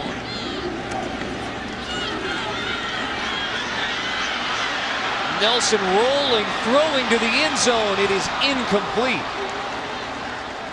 Out of the reach of the free safety, Anthony Beck. And I tell you what, I like this Arvell Nelson kid. I mean, he's making good decisions with the football. Hey, no one's open. Realizing the time and place in the football game. Hey, just get it out of bounds. You still have another down before fourth down. It's only third down. Give it another try. Texas Southern takes a timeout. Nelson spent about a week in the hospital because of heat exhaustion. That set him back some, which caused Johnny Cole to at least say publicly that Gino Simone was going to be the starting quarterback for Texas Southern, but also perhaps some gamesmanship. Maybe, just maybe, some gamesmanship leading up to the Labor Day Classic. Yeah, I mean, I know Johnny Cole for quite some time, and I can just tell by the excitement that he had talking about Arvell Nelson. I felt like that would be his starting quarterback. You're watching ESPNU's College Football Primetime. We're at Reliant Stadium in Houston, Texas, as the Texas Southern University Tigers battle the Panthers at Prairie View A&M University. I'm Carter Blackburn, along with former Alabama State NFL linebacker Eddie Robinson Jr. Tied 7-7 between Texas Southern and Prairie View A&M. Only points for Johnny Cole's Tigers came from the defense on an interception return for a touchdown. Now his offense in the waning seconds of the first half, trying to put points on the board and take the lead before the break. Yeah, but if you're Texas Southern, you can still get the first down. So you can get the first down by running, call your timeout, and still have a couple shots to go into the end zone. So this will be a very interesting play call for Johnny Cole. This is third down and 1. Nelson spinning away to the end zone, incomplete. Intended for Brian Haight. So fourth down with 3 seconds left. Hirsch and the field goal unit come out. Yeah, I was up here in the booth saying, hey, maybe he should run for it. But that was actually a good decision by Nelson, realizing the amount of time he left in the football game. Had he taken off to run and got the first down, he probably wouldn't have any time left. So a good decision, just throwing it away. Hey, let your kicker give you a chance to give you the lead going into the half. Hirsch counting his blockers to make sure there's not 12 like previously. 32-yard attempt for the sophomore from nearby Pearland, Texas. No good. A 32-yard miss from Hirsch means we go to the half with a 7-7 tie between Texas Southern and Prairie View A&M. This is Dick's Sporting Goods Kickoff Week. ESPNU's college football primetime, the 25th annual Labor Day Classic from Houston, Texas, presented by Citi. Welcome back to Reliant Stadium in Houston, Texas for the Labor Day Classic. 7-all between Texas Southern and Prairie View A&M. As we take a look at the highlights from the first half, Johnny Cole's team came out hitting hard. Yeah, it absolutely did. And here you see the freshman of the year from last year, DeMarcus Washington with the big interception. Pick 6, he returns it for the touchdown. Texas Southern took the early 7-0 lead, but hey, give Jay Buford credit. I mean, there's Fulgham coming back, the linebacker from Texas Southern making a big play, but give Jay Buford credit here on a 4th down conversion. He comes back and completes the 4th down conversion, and then for the encore, he goes up top to number 82, Gabe Osazi Eddie for the touchdown. That ties it up at 7-all. A lot of penalties in this football game, but the teams are playing hard. First half numbers, and look at all of the penalties. 17 penalties combined, 162 penalty yards. But also Prairie View A&M running the football. This is a team who last year averaged 173 yards a game, only 35 at the half. Well, I think a lot of that credit has to go to this Texas Southern defense. They've really stepped up with that front 7. They've been physical. They haven't gotten manhandled or knocked off the football, and we'll see if Prairie View can turn that trend around. They're going to keep running the football. That's what they like to do. So they're going to pound it and see what they can come up with. But hey, give credit to that Texas Southern defense, especially the front 7. Hirsch kicks it off. Fontenot and Wheaton back to receive for Prairie View A&M. Short kick taken from near the 20. Run back by Michael Jason, running back, one of the upmen in special teams. So 7-all, and again, the only points for Texas Southern came from the defensive side of the football.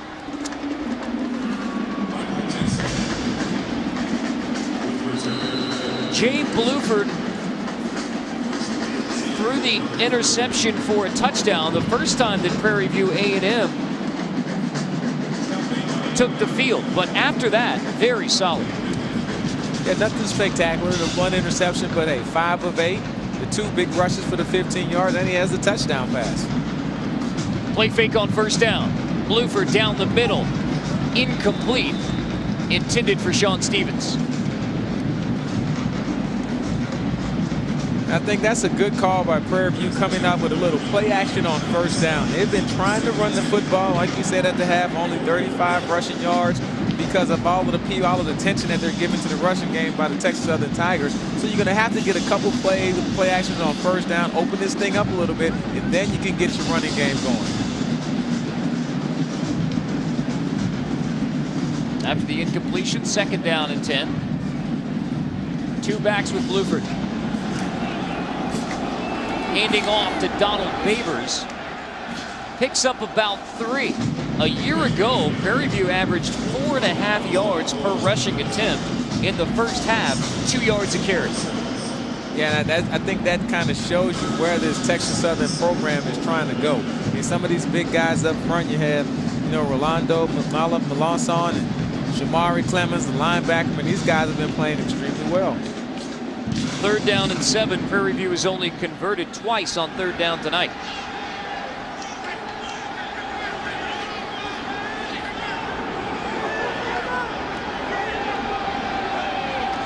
Bringing pressure. Fumble, loose football. Tigers think they have it. That was the blitz up the middle by the linebacker. Got a sack on that in the first half, and now they have the football.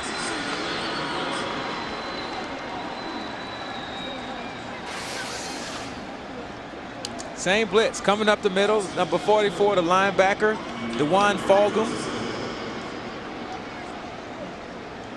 The back tried to get the block, and he couldn't get there in time, and just great pressure from the outside, and also the linebacker coming up the middle. That blitz was able to sack the quarterback in the first half, and of course, a good defensive coordinator like Kevin Ramsey. If you don't stop it, I'm going to keep calling it. Either Andrew Sugg or Justin Coleman recovered that fumble caused by Fulgham. First down for the Tigers. Pass is dropped. William Osborne, the intended receiver. So the 2nd turnover by Prairie View A&M tonight. The first one resulted directly in 7 points for the Tigers, and now Texas Southern still looking for their first points from the offense. Yeah, they've been having some success offensively. A couple of things are working. They're moving up and down the football field. I think they play better when they're in this spread offense. Bad snap. Nelson trying to set up the screen and throws it right to Johnny Cole. Good catch. We thought he played quarterback in college. Maybe he was a wideout also. You know, he calls his own plays. Not too many head coaches actually calls the plays. But, hey, Johnny is one of those guys. He grew up as an offensive coordinator through the coaching ranks. And everywhere he's been, he's put a lot of points on the board as an offensive coordinator. And I don't think that's something he wants to give to any assistant. He wants to have control of that himself. You're watching ESPNU's college football primetime from Reliant Stadium. Texas Southern versus Prairie View A&M. Carter Blackburn alongside former Alabama State and NFL linebacker Eddie Robinson Jr. Awaiting 3rd down and 10 for Texas Southern.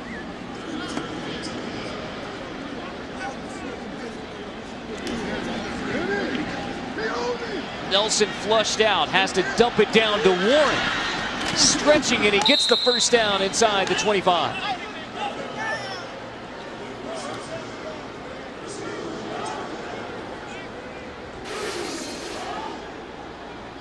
Good decision by Arvell Nelson. Hey, by the time I get out the pocket, just dump it off to Warren, let him run and do the dirty work and get the 1st down. Very efficient quarterback play by Arvell Nelson, not making the mistakes. And that's what you need first of all by your quarterback. Don't lose the football game. High backfield on 1st down from the 25. Marcus Wright shoved back after a gain of a couple. The sophomore from Dayton, Ohio. I tell you, Texas Southern has a group of 2 very good young running backs, and sophomore Joseph Warren from right here locally at Madison High School, and also Marcus Wright, another sophomore. I mean, both of these guys together are going to have a pretty good running attack with that big offensive line, couple of transfers, and Matt Hardick and Alex Williams.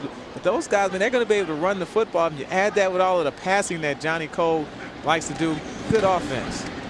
Wright takes the toss on 2nd down, and he is met in the backfield by Chris Ford, the strong side linebacker.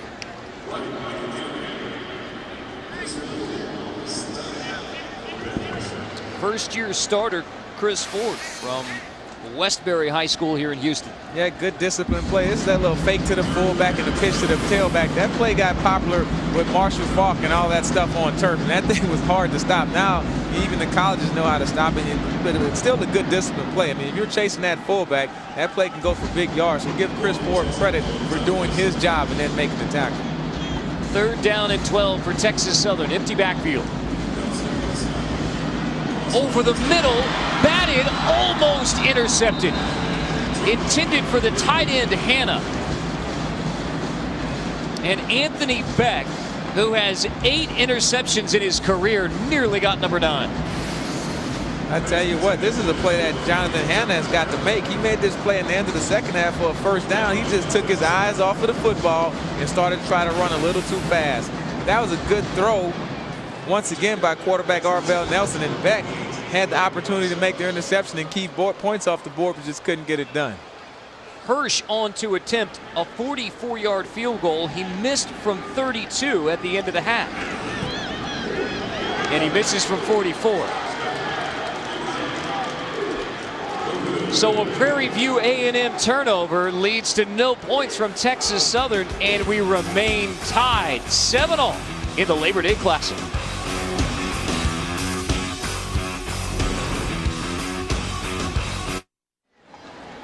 Welcome back to ESPNU College Football Primetime, presented by Citi as part of Dick's Sporting Goods Kickoff Week, the 25th annual Labor Day Classic in Houston, matching Texas Southern and Prairie View A&M. Both scores occurred in the 1st quarter, and with this 44-yard miss, no scoring since, and we're still even at 7. Then he ended the 2nd quarter missing the field goal, and then you have another attempt. So I think at this point, Johnny Cole, I'm sure, feels like he should be up at least 3 points in this football game. However, it's still a 7-7 tie. Prairie View A&M had the big 4th down conversion late in the 1st quarter, and then the touchdown grab by Osazi Ediai. But the offense has run stagnant since then, in part because they can't get this ground game going. Babers picks up 3 there. And this big offensive line from Prairie View, they've been together for the last couple of years. I mean, all of these guys are redshirted, so it's a bunch of redshirt sophomores and juniors. You know, Stoney Owens, James Delcliffe, Tim Tussey. So these players have been together for the last couple of years. They expect to be able to run the football well. Deagle, the left guard, preseason All-SWAC. 2nd down and 7. Bluford. Batted away. What a play by Anthony Webb, knocking it free from Osazi Ediai. Yeah, that matchup has been the best that I've seen in a couple of years here. I mean, Osazi Ediai and Anthony Webb are going back and forth. Of course, Ediai has the 1 touchdown conversion. He missed a long ball. I think Webb got away with a pull on the jersey earlier. Now he comes back and makes a very good play. So these guys are going at it. Forcing 3rd down and 7. Prairie View going with more of a hurry up now.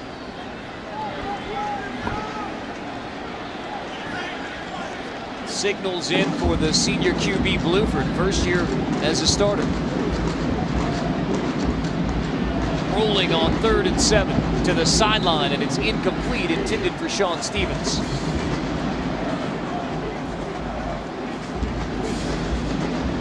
So another 3 and out for Prairie View, and here you are 4 minutes into the 3rd quarter, and the Panthers still don't have 100 yards of offense, only 73 at the break. And to start the 2nd half, a fumble and now a 3 and out. Yeah, and you have to give a lot of credit for the defensive coordinator, Kevin Ramsey, for TSU. I mean, this guy has been at a lot of different places at University of Georgia, with the Arizona Cardinals. And this is his first year at Texas Southern. He really has his defense playing at a high level and taking away what Prairie View likes to do. Pedro Ventura punts it away. Webb backs up, tries to Willie Mays it. Returns it to the 24. Good punt from Ventura. Frazier had a great line about Pedro Ventura, the punter. He says he's Tiger Woods with a football. He can just put it anywhere. Yeah, so I guess that was more like the 4-iron out of the bag for Ventura. Well, that's to keep the ball away from Will Osborne punt. That's what that is. And what they're trying to do is make sure that William Osborne doesn't have a chance to touch that ball on punt returns. And that's the main thing you want to do. Hey, let's not have a big play happen against us. Change at QB for Texas Southern. Gino Simone, the transfer from College of the Sequoias, is in. First action for him in relief of Arvell Nelson. Trying to get a spark for a Tiger offense, which hasn't scored tonight. Handing on 1st down. Warren, the ball carrier. Century makes the stop. Simone, the sophomore from Clovis, California, the Fresno area, went to Buchanan High School. Again, he and Nelson were locked in a QB battle. Nelson got the nod. He was not here for spring ball. Simone was. Nelson was. And Coach Cole, he told us that we would see Simone and Nelson both play in this game today. Simone looks to be changing the play before 2nd down and 8 with the play clock winding down. On snap, fumble, Prairie View recovers. And that play never had a chance. I think he was rushing because the play clock was starting to run down. He was never really set at the quarterback position. You get a bad snap, a 360 spin around and hand off here. Take a look at it. You're rushing. The snap goes around, and hey, the running back never had a chance. A great opportunity for Prairie View to make a big play. Ronaldo Revelta is Johnny on the spot with the fumble recovery. But I think that's more of a mistake by the Tigers than anything great by Prairie View. So on the 2nd play, that Simone quarterbacks Texas Southern. It's the first turnover of the night for the Tigers. Ronaldo Revolta, part of a great Prairie View A&M family, with a fumble recovery. Bluford and the Panther offense looking to cash in from inside the 25. Babers cuts it back, looking for a block. He doesn't get it. Dragged down with John Demps in pursuit the whole way. Yeah, I tell you what, this Texas Southern University defense has been playing extremely well. You talk about John Demps. We looked at him yesterday, looked just like a guy I used to play with at the University of Florida, Javon Curse. And look at those long arms. I mean, he can run you down. And Babers is a fast guy, 1,000-yard rusher. He's going to be an impact player for the defense this year. On 2nd down, Bluford completing.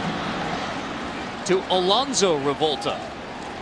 Yeah, I tell you what, the Revolta boys are getting involved. Of course, you have Alonzo Revolta, who's a redshirt freshman at tight end. His brother, 55, Ronaldo, just had the fumble recovery, and they have an older brother who's a GA. And their mom and dad went to Prairie View, so they keep it in the family. They're Panthers through and through. Father Arnold also coached at Prairie View in the 80s. This is 3rd down and 1 for the Panthers. To the end zone. There's the flag. Osazi Ediai, the intended receiver. I just love it when two players have a one-on-one battle going on within the football game. That's what you see here. I mean, Osazi Ediai and Anthony Webb, they're doing their own thing. These guys are going at it like, you know, playing in the back parking lot. Hey, your turn, my turn. Both of them have had some big plays. One has a touchdown, a couple pass breakups, and now we have a call by the referee here. We don't know who is on, but, man, these guys are going at it. They're both very good players. Holding on the defense, number 12. Half the distance to the goal, automatic first down. Webb, the sophomore from Dallas, Texas. I think I said earlier a freshman. He's in fact a sophomore from Dallas, doing battle with the big senior Gabe Osazi Ediai. Yeah, he's not backing down. I mean, he's going play for play. He's not asking the coach for help. Hey, I got him one-on-one, so we'll see what happens. They may go at him again. 1st and goal. Babers maybe gets a yard for DeJuan Fulgham. Middle linebacker, preseason all-SWAC player, drags him down. This TSU defense is up for the task. I mean, they put in the power back 34, Michael Jason. He tries to go up the middle, they stop him. They put in the fast back Babers. He tries to go around the corner, and they run him down. I mean, this TSU defense playing very aggressive against the run. I like what I see out of them this year. Tiger defense trying to again give this team a lift after the offense turned it over for the first time tonight.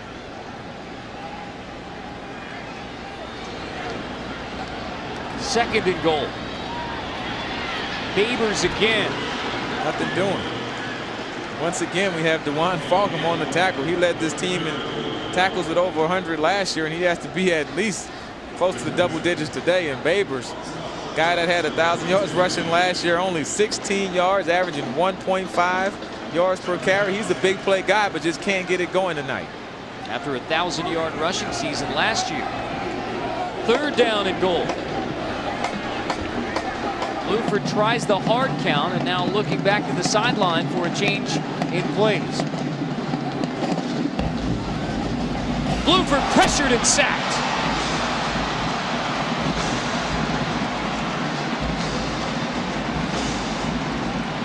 I cringed when I saw that coming. That was a big hit. As a linebacker, that's what you want. Look at DeJuan Fulgham. That same blitz right up the middle. He had a sack earlier. He caused the fumble off this blitz, and now he's coming again clean right up that gap between the center and the guard. And I tell you what, if they don't stop that play, he'll get a couple more big plays like that, because Kevin Ramsey's going to keep calling that same blitz until Prairie View can make the adjustment. Panthers bring out the kicking unit, Brady Faggard. 31-yard attempt. No good. Flag on the play, though.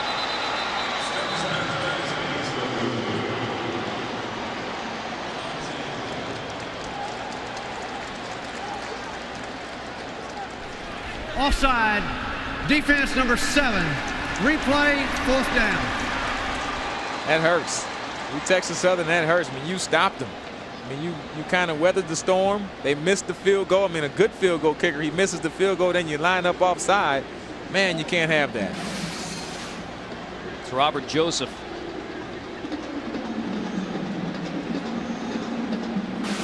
So Prairie View got to 1st and goal with the pass interference call against Webb. And now after a missed 31-yarder, another chance for Brady Faggard and the Panthers. And you look at Johnny Cole on the sideline as a coach, it just kind of kills you inside when your team is giving another team second chances. Hey, if you're going to beat us on the football field, beat us, but we can't just give you second chances. Now it's a 26-yard attempt for Faggard.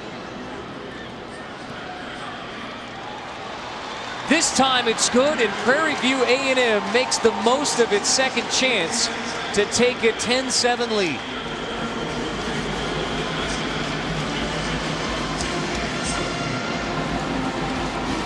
Critical penalty for Texas Southern. ESPNU College Football Primetime is brought to you by Dick's Sporting Goods. Every season starts at Dick's. A 10-7 lead now for Prairie View A&M on Texas Southern. Under 7 to go in the third. ESPNU's Campus Connection is your window what's happening at the universities we visit every week.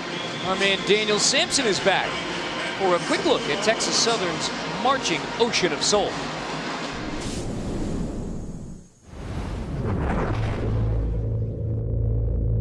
Best band in the SWAC. That being Texas Southern Band, that is the ocean of the soul of the ocean. And it's a lot of excitement. You need to be there. It's going on. You know, we're going in, y'all.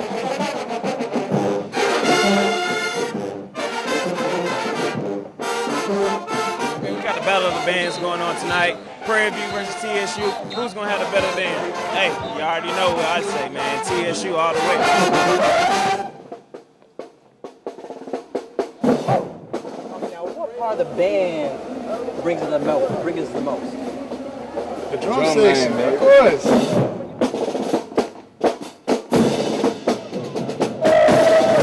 Yes, we love you.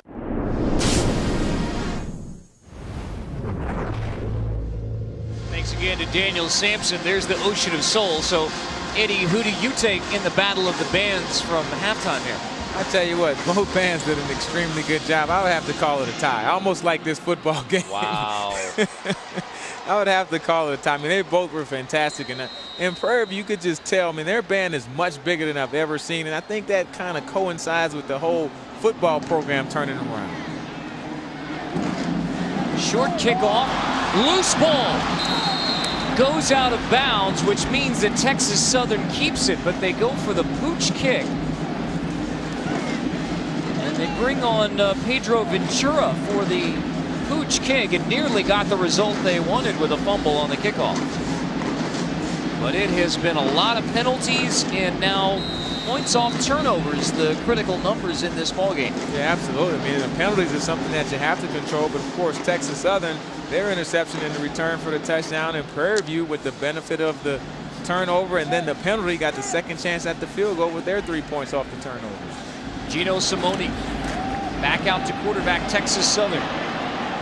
Handing off to the junior Martin Gilbert out of the backfield.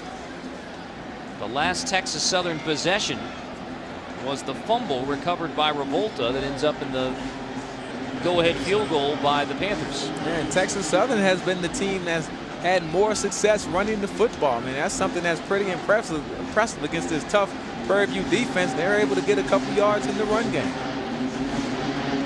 Second and short to the ground again. Ford comes up to stick Gilbert. Log on to Facebook today, search ESPNU and become a fan. Post your best tailgating photos and comments. We may use them on Inside the Polls Monday at 6 o'clock on ESPNU HD. So I told you I have 75 unaccepted friends on Facebook, but if you put a friend request, I'll accept you, Carter. Thanks, man. I appreciate it. Gonna post the tailgating photos earlier. Penalty flag on third down. Simone throwing over the middle, incomplete. Intended for the tight end Curtin. Let's see what the flag is.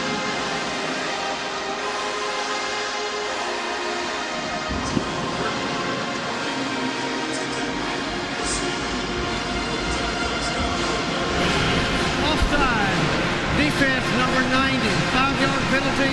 The result is a first down. And you can't give up first downs off of penalties. They run the play, you stop them. You should be in the punt situation if you're Prairie View, but man, once again, the penalties has hurt both of these teams. They actually gave Prairie View the 3-point lead, but that's something that these coaches are really going to have to tighten up on before they play another game next week. Another opportunity for the Tigers. Quick drop for Simone. Swings it to Dixon in the flat. Nice open field tackle.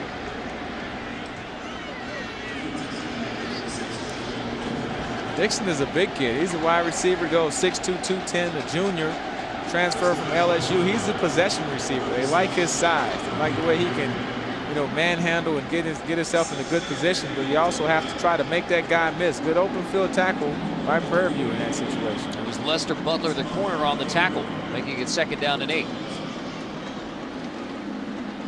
Osborne gets it on the screen. Tries to spin away, but again, Lester Butler getting help this time from Chris Ford with open field tackling. Yeah, I really like this play because you have a guy that has 2,300 all-purpose yards and you get him in the football with a one-on-one matchup and see if he can make someone miss. That's a great job by Lester Butler standing up and squaring up one of the most dangerous runners in the conference.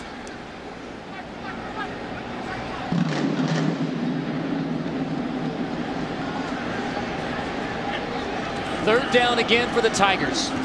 Simone has the ball batted and incomplete. Somebody got a hand on it up close.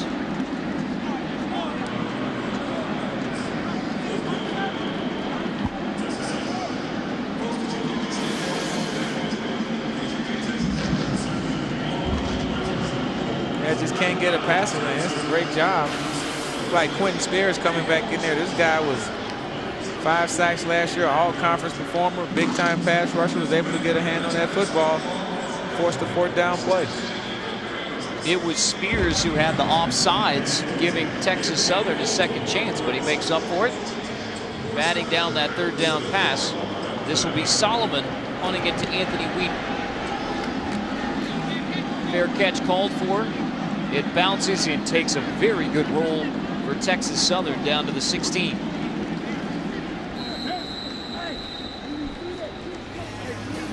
Panthers get the football back with a 3-point edge.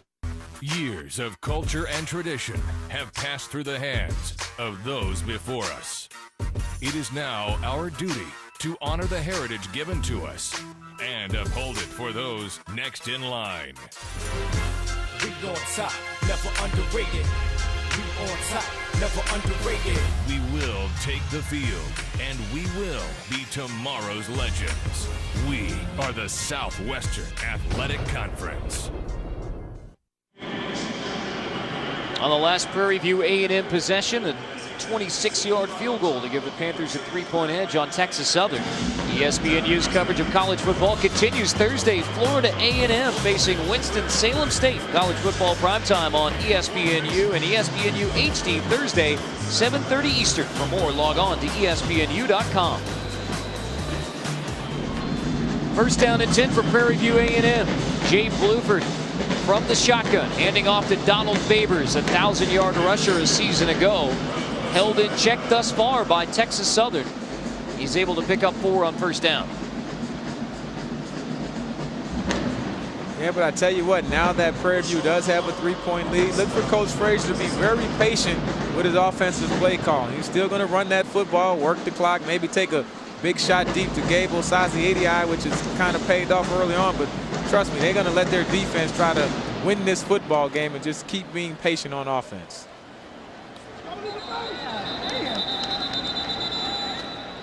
Flags before. Prior to the snap, false start. Offense number 70. 5-yard penalty, still 2nd down.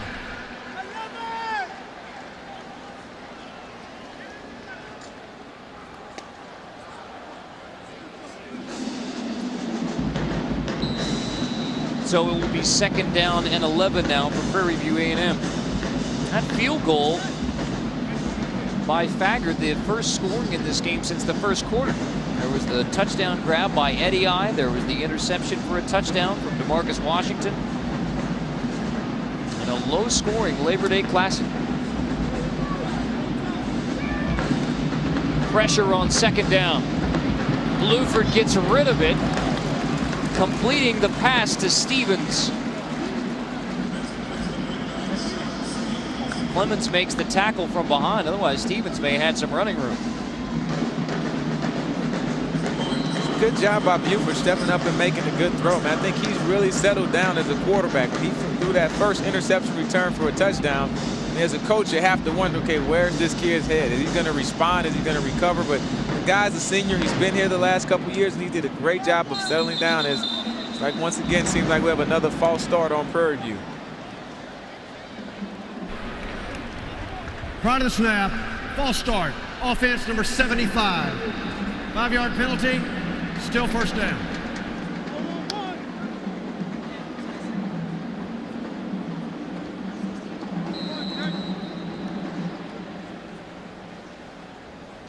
Can't like that if you're the coach, because now you're in the 1st and 15. Of course, this is a run-first team, and they're just not really well equipped to convert these long situations.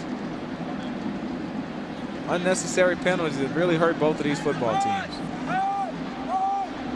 4 wide, Babers joining Bluford in the backfield for 1st and 15. Clock winding down.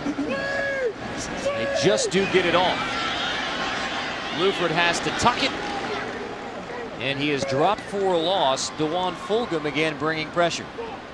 Yeah, Fulgham has been everywhere. Number 44, the middle linebacker, has been playing well. Cole, number 53, pressure from the outside.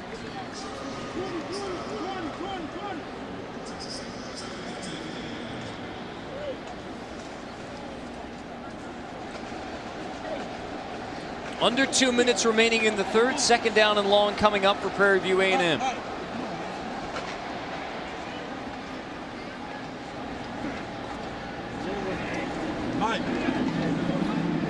Play clock again winding down. Bluford, quick throw to the sideline. Complete to Stevens. Out of bounds at the 30, about 9 yards short of the first down. And Bluford's having a lot more success throwing those short, quick passes. When he has to stand in the pocket and look downfield, I mean, it's just too much pass rush by Texas Southern. When he's able to take those the three-step drop, get the ball out of his hand fast, and let the receivers make something happen, that's when his passing game for Prairie View has been the most effective. Called his 3rd down and 8.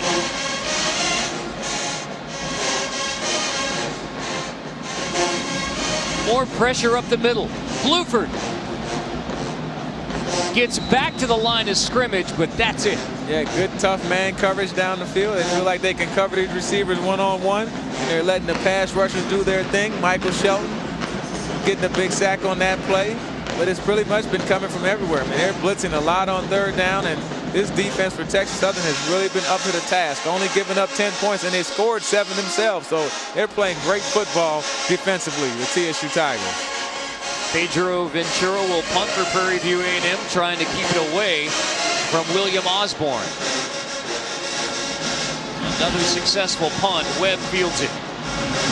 Webb crossing midfield to the 48, setting up the Texas Southern offense.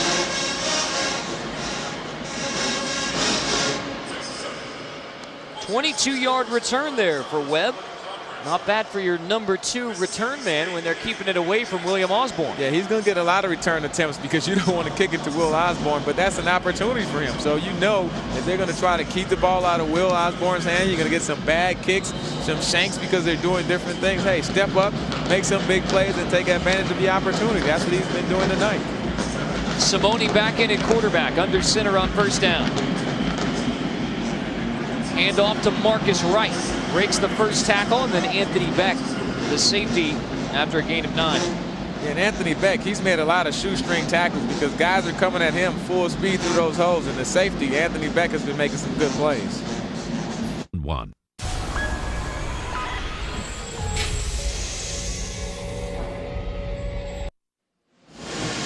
Welcome back to the 25th Annual Labor Day Classic at 10-7. Prairie View A&M lead on Texas Southern as we head to the 4th quarter. Carter Blackburn with Eddie Robinson Jr. Pleased to be joined by Pro Football Hall of Famer Eric Dickerson, native of the Houston area, Sealy, Texas. So you showed up to be a special guest of honor at the Labor Day Classic. Yes, and I'm glad I showed up. Great game. I love to watch the bands and everything, and just glad to be here. Never been in Reliant Stadium before. Never had a chance to play here. You were next door at the Astrodome during the playing days. Those were the old days back in the Astrodome with the bad turf and everything. Well, you did all right running on. Of course, Eric, 6th all-time on the NFL's all-time rushing list. You know, this is not only about these two universities, but this is a game that's kind of about football in the city of Houston. You're from this area. What does football mean to the city of Houston in this area? Well, I mean, when you think about football, you think about Texas and honestly, I mean, I think about Texas and I think about the Houston area because I grew up down here, right down in Sealy.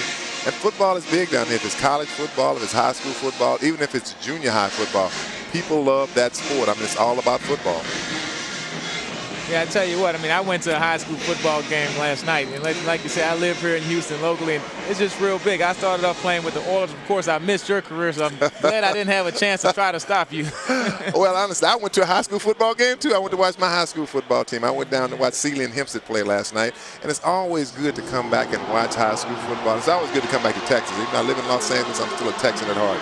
I tell you what, who do you think in the NFL now most reminds you of yourself? I think Adrian Peterson is the guy that, you know, seems to be like the new Eric Dickerson, if there could ever be a new Eric Dickerson. Most definitely Adrian Peterson. I mean, he's big, he's fast. I mean, he's that guy that can really dominate a football game. And, you know, I look at him, and I met Adrian when he first came out, and he asked me, what should I know when I try to play, Eric? You know, what is things I should look for? I said, just go out and don't let them intimidate you. And I think when I look at the game, he's doing the intimidating right now. Yeah, he runs with an attitude. Right, a bad attitude. Right. And you like that from a running back with that size and speed. Hey, I think he may be the next Eric Dickerson. I would say he's most definitely the next Eric Dickerson. Absolutely. Fumble on the first play of the fourth quarter. Century recovers, so that means it's first down and 10 for Prairie View A&M. And a golden opportunity here for the Panthers with a 10-7 lead start of the fourth quarter.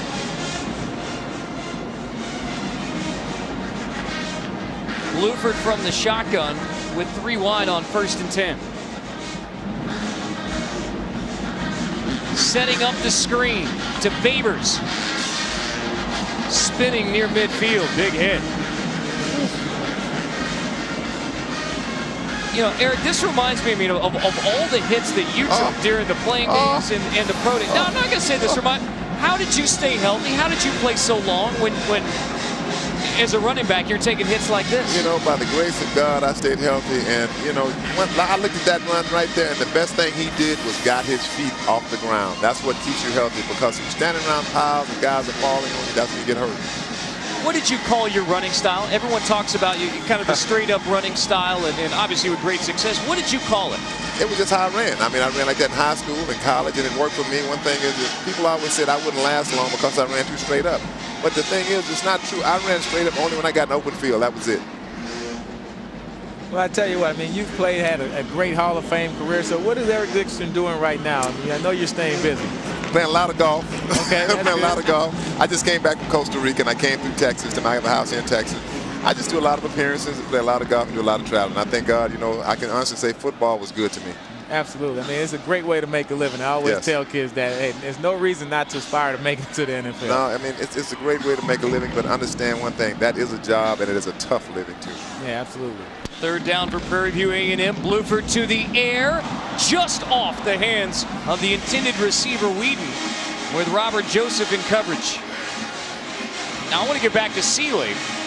Every time you drive down I-10, the Sealy Tigers, there used to be a billboard with Eric Dickerson right there. I want to know what happened to the billboard and what happened to the football game last night. Well, they won the game. I think it was 41-7. I left in the third quarter. It was 31-0 at half, so that game was over right quick. That billboard, they didn't take care of the billboard. I mean, they did the right thing. Cut it down. If they'd have asked me to put some, I'd have got up there and put some paint on that billboard. Right, it looked so bad. 4th and 3 now as Texas Southern once again comes up with a defensive stop. Osborne finally gets a touch, but it's inside the 5. Trying to dance his way into open field. Penalty flag coming up as Osborne's dropped near the 4. Now, Eric, what do you follow now? You watch more college football or NFL football? What sport do you really get into? Probably not going to like this. I don't watch football. Oh, really? No, I don't watch it. I mean, honestly, that was a job for me, and I don't watch football. I don't like watching it. You know, I'll watch a little bit of it. I just can't watch a lot of it. Number 13 of the receiving team. Penalty will be enforced half the distance from the spot of the foul. First down, Texas Southern. Tigers backed up all the way to the 2. Now your alma mater, SMU, New head coach June Jones now in his second year. Have you followed Coach Jones' efforts to try and rebuild that SMU program? Most definitely. You know, I've talked to Coach Jones about the program.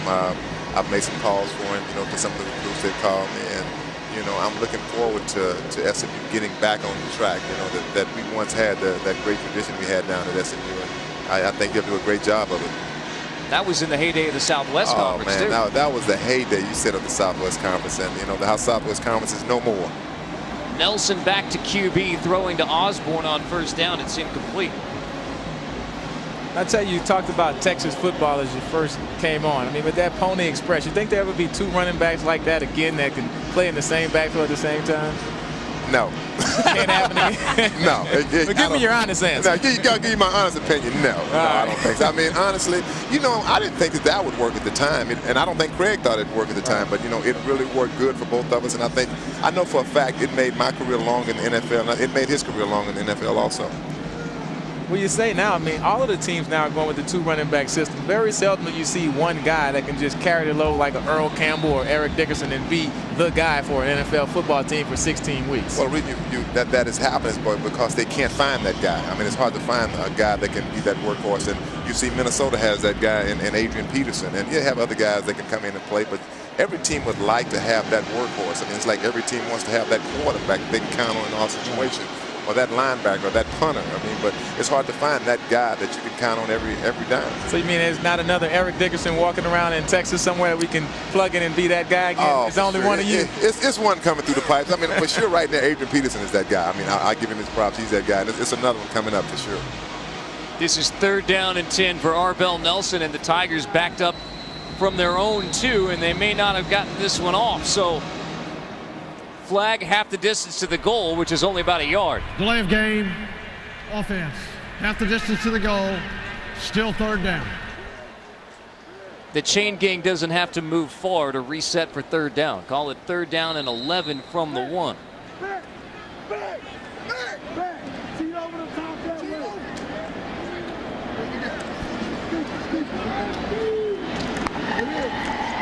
Nelson has to get rid of it. It's incomplete as he was pressured trying to avoid the safety. Throws it incomplete. Prairie View A&M comes up with a stop. Tell you what, Carter, that Prairie View defense is really getting into this football game. And hey, Texas Southern can't get anything going in the second half. Well, Eric, thank you very much for stopping by the booth. Thank you guys for having me, and good luck to the rest of the season. All right. Okay. Hey, watch a little bit more college football. What about that? I'll try to watch a little more college. All right, there you go. Okay, guys. Pro Football Hall of Famer Eric Dickerson, special guest of honor here at the 25th annual Labor Day Classic, the native of Sealy, Texas, and of course, great college career at SMU up the road in Dallas, Texas. Big chance for a special teams play here as Anthony Whedon returns the punt inside the 20.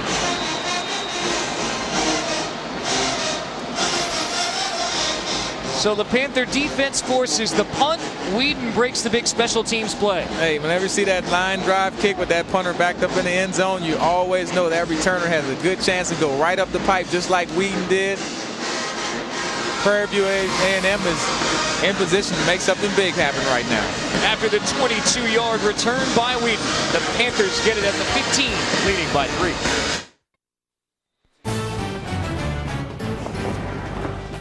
ESPNU College Football Primetime is presented by City. City never sleeps. You're watching ESPNU's College Football Primetime SWAC Conference Football presented by City as part of Dick's Sporting Goods Kickoff Week at Reliant Stadium in Houston. Prairie View A&M leading Texas Southern 10-7. A punt return to the 15 sets up the Panthers. Yeah, and once again, this Texas Southern defense coming on the field with a short field. They're going to have to really step up and make a big play. They've been up to the task all night, but they have to do it again right now. Bluford handing off on first down. Babers stood up and driven back. Shamari Clemens makes the tackle. And that's a good start for the Texas Southern defense, as they have all night. Yeah, Shamari Clemens, number 17, 44, DeJuan Fulgham. I mean, these linebackers are playing extremely well. 42, John Demps. We've been calling their name all night. I mean, this Prairie View offense, I mean, they've pretty much run roughshod over everybody they've played last year running the football. They're big and they're physical, but tonight Texas Southern is having none of that. Timeout Prairie View prior to second down. And remember, strategy-wise here for Prairie View A&M, they have a missed 31-yard field goal earlier from Brady Faggard. He then hit a 26-yarder. I think they're thinking touchdown right now. They know if they can get a touchdown the way their defense is playing, I think that they feel very good about their chances of winning this football game. Monday evening, catch 2 college football shows on ESPNU. First 5 Eastern Crunch Time will deliver the entire closing minutes and moments of all the significant and close college football contests from the previous weekend. Then at 6 Eastern, host Lowell Galindo. Analysts Tom Luganville and Tommy Tuberville dissect and analyze the new polls and preview the next week's matchups on Inside the Polls, presented by 76. For more information, log on to ESPNU.com. And no doubt both of those shows will feature the BYU-Oklahoma finish, and the polls are going to be shaken up early on in the 2009 college football season. Well, you know, every year there's at least one upset opening week. Whether it was the Michigan-App State game a couple years ago, there's always someone that's not going to do as good as everyone thought. And I don't know, that's a big game, big upset, big win for BYU. Second down. Screen incomplete. Intended for Babers. And Ohio State nearly upset today by Navy. And Iowa got a scare from Northern Iowa. Yeah. Actually, Big Ten went to OT as well in Syracuse, too, with Minnesota in the orange. Yeah, Syracuse, your alma mater. I'm sure you've watched that game pretty tightly today. Solid debut for the orange. Of course, Greg Paulus. So you like what you see so far? They played hard, which is a welcome return to the days when Keith Bullock and Dwight Freeney were flying around the football. Yep. Bucky Jones, Donovan Darius, the heyday. I tell you, know those guys well. Must have been some classmates or something. I went to class. Third down here for Jay Bluford. Pumps to the end zone. Caught for a touchdown. Nice. Brandon Bell with his first career touchdown grab.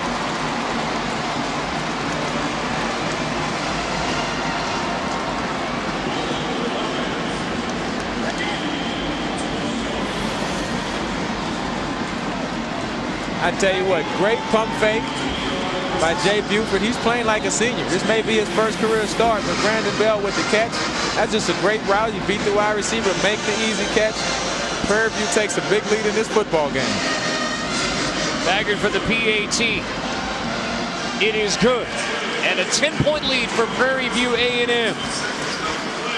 Brandon Bell, the junior from Pompano Beach, Florida, with a touchdown grab. And the Panthers strike first in the fourth.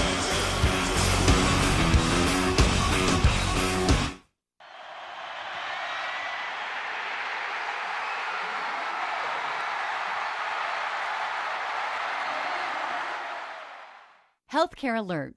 Daily registration limits have been established for all Americans seeking affordable access to health care. Register now for immediate acceptance. If you are among the millions of Americans not routinely visiting healthcare providers because you are concerned with the soaring cost of healthcare, you are putting your health at risk. Don't let the high cost of healthcare prevent you and your family from having access to quality doctors, hospitals, labs, and pharmacies at discounted rates when you need them. Announcing open registration for an affordable national healthcare discount program. Call now and learn about your 30-day trial for this nationwide healthcare discount program. You will be able to save 20 to 60% on doctors, hospitals, labs, prescription drugs, and more. Don't put this off. We will only accept 650 new registrations a day for 2009.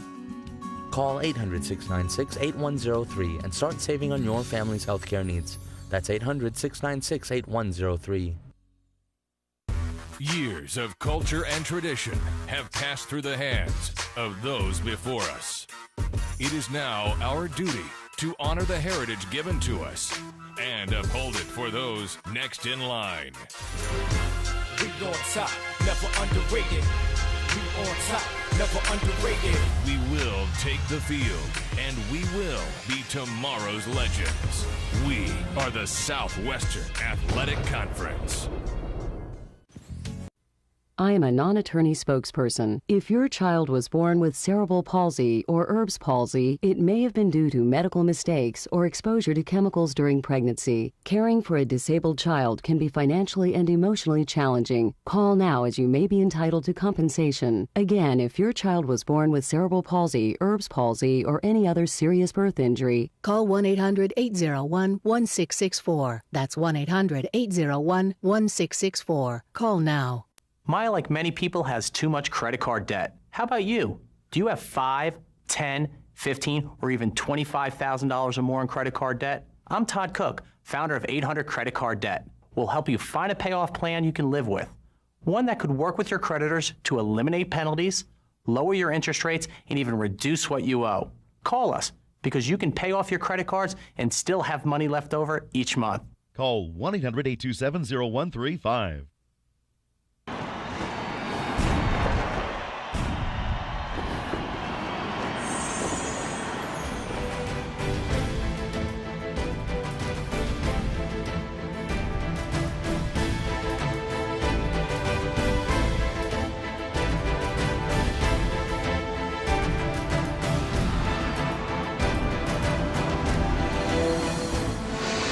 They've been playing since the 1940s. Texas Southern has dominated the series with Prairie View A&M, and this is their 64th meeting.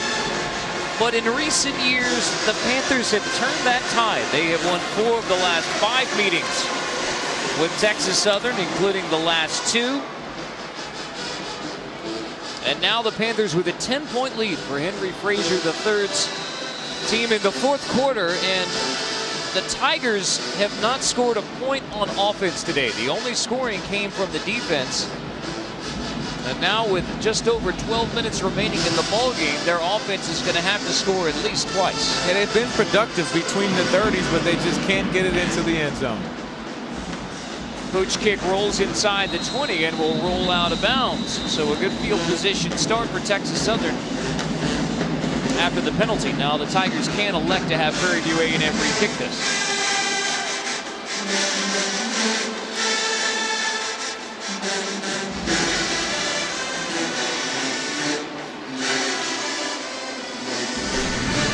ESPNU's coverage of college football continues on Thursday as the Florida A&M Rattlers face Winston-Salem State.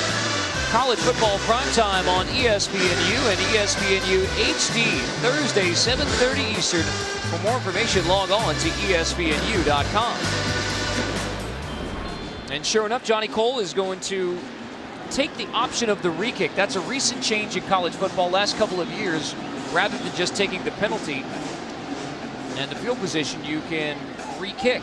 So with the dangerous William Osborne in the kicking game, Texas Southern hoping somehow, some way that he gets his hands on the football with a chance for a return. Yeah, that's going to be the challenge this year for the special teams coach. They have to figure out a way to move him around, switch sides, so he can get his hands on the football, because any smart coach is not going to kick the ball to him if you have a chance to avoid him. Osborne and Webb do switch positions, hoping to confuse Prairie View A&M. Ventura kicks it right down the middle. Good kick fielded by Webb near the 5. They've taken it away from Osborne. Slips, cuts it back. Webb pushes it forward to the 32. 27-yard return. Now look at this Texas Southern's offense. I mean, they've had their chances today.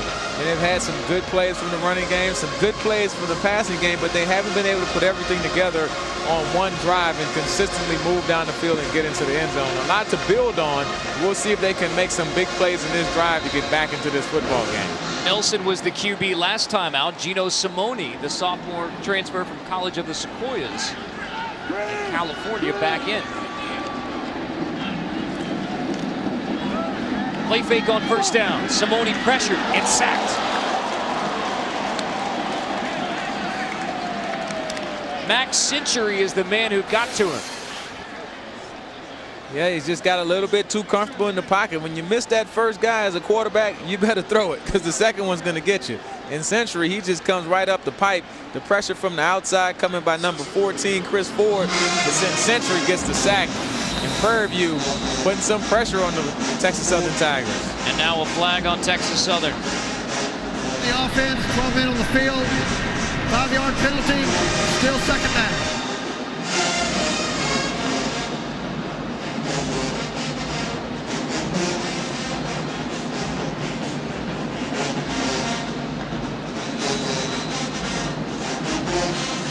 So call it second down and 21 now after the sack and the penalty. The Tigers are headed in the wrong direction on a critical drive in the fourth. Good time to try a screen play or something to try to trick the defense. Here comes the screen. It's to the tight end, Hannah. Rumbles downfield for about a 7-yard gain. University of North Carolina transfer, Jonathan Hannah. Yeah, Hannah's a big one. He had a couple catches early in the first half, had a couple big plays, and that's someone that they're going to really try to feature this year, work that tight end into the offense. Always hard when you have a big tight end. Defense is never really key on those guys. Huge third down.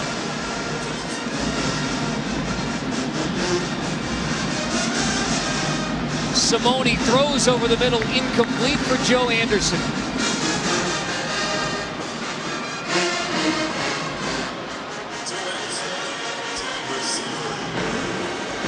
Punting unit comes out for Texas Southern.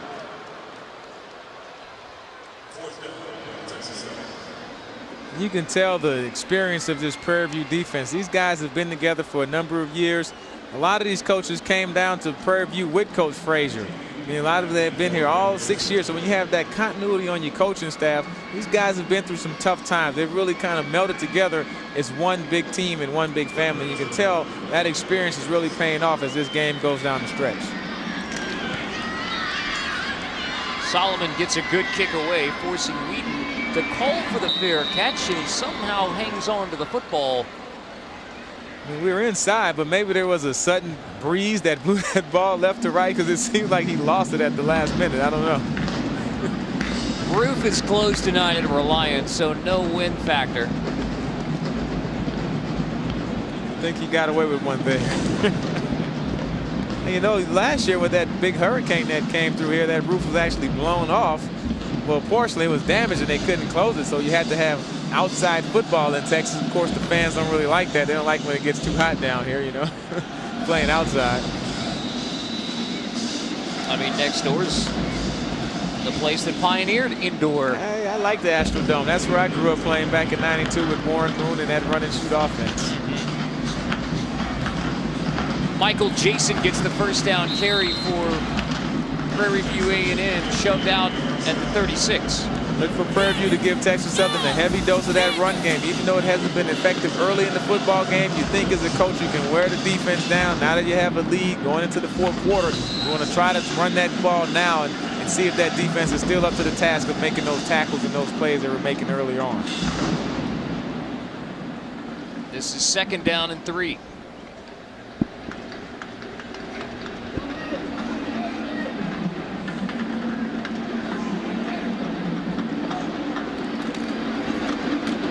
Jason gets it again. Michael Jason tries to bounce it outside. Second effort, he gets near the first down. Demps makes the tackle.